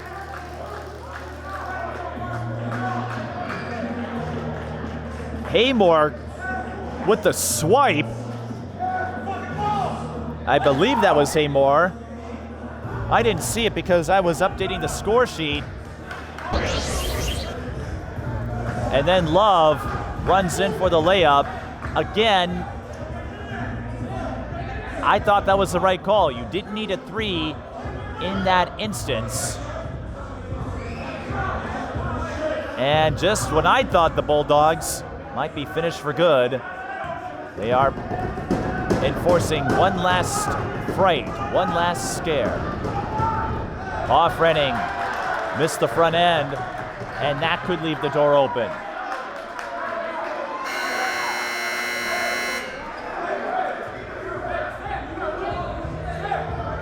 That will make this next one huge, whether it's a make or a miss. Remember, if the Broncos get the O board, the shot clock resets to 14, so they can't run it all the way down.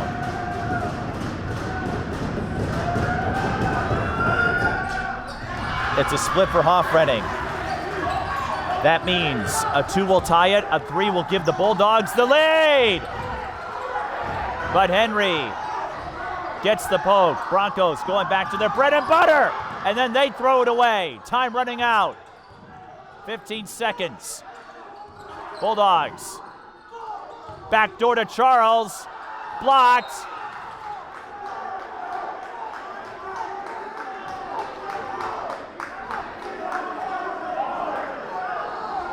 It is ruled Bulldogs ball. And I'm not so sure about that. I thought it might have been touched by Charles last. Bulldogs will take a timeout. I'm a little surprised they waited until this point to do so with 7.8 on the clock. Both teams out of fouls to give now.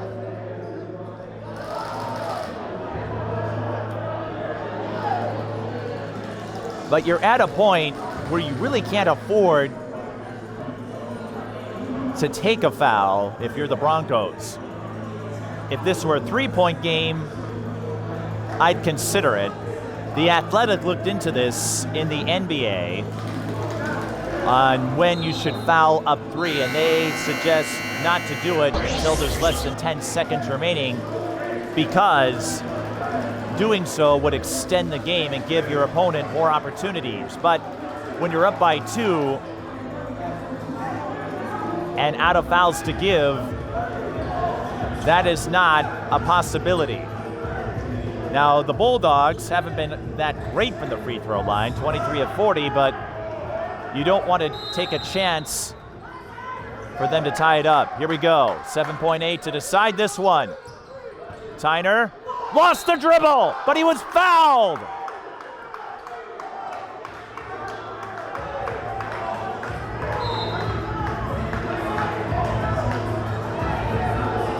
Wow. Reggie Rogers, I thought he had the poke, the sneak attack, the takeaway.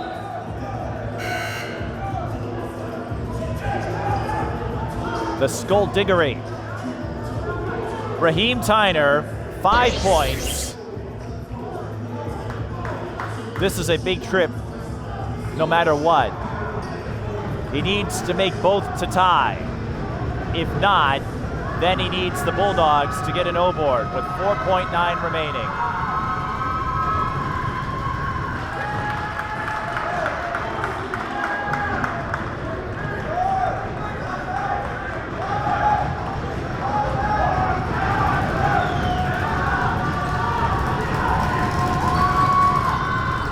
Second one rims out. Tyner comes up with it, and he's fouled again.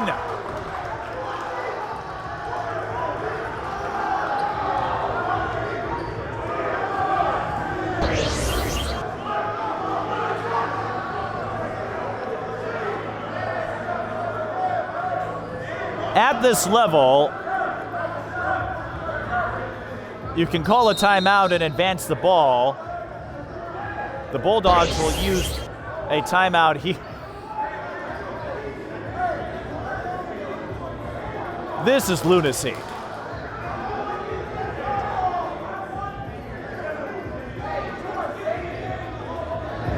The Bulldogs trail by 14 with under 5 minutes left. They trail by 19 in the second quarter. Both times, well, the second time that is, when you trail by 19 in the first half, that doesn't really mean anything in a game with NBA rules, but going down by 14, I thought the Broncos threw down the knockout punch. The Bulldogs can tie or take the lead. Tyner had that second free throw rim out. The rebound went his way, makes the catch, gets fouled with 2.1. 2 free throws. We'll sit back and watch with you.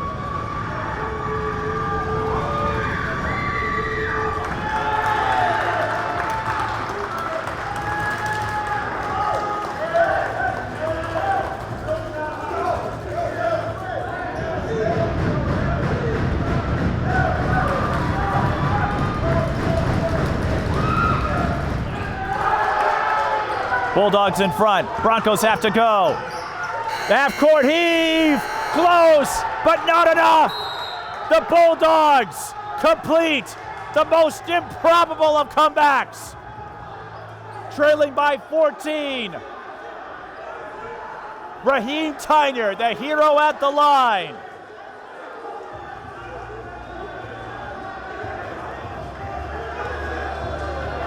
And the Bulldogs, who had been shaky throughout the game, 26 of 44 is their final mark, but all that's going to matter are the final ones. Raheem Tyner, who coincidentally was one of the new arrivals for the Bulldogs, wins it at the line. He made 3 of the last 4, and the Broncos could not get the half-court heave to fall. This is why I'm not a psychic. This is why I don't write up predictions, because until that clock hits 0, you just never know what will happen in the game of basketball. John, he's been there, the Maryland-Minnesota game, when it looked like Maryland was done. 99-90, they come back to win it. Bulldogs trail by 14. I thought they were done then. They didn't, and they win 112-111 to get the sweep on the Broncos and maintain their undefeated mark. What a finish. What an ending. What a comeback for the Bulldogs. That will do it from the St. Paul Citadel Salvation Army. 112-111. Bulldogs go to 11-0, but don't count out the Broncos, especially if they can get into the postseason. Both teams will be awfully, awfully tough. This is Mike Beaton saying thank you for watching this epic battle won by the Bulldogs, 112-111. We'll see you next time.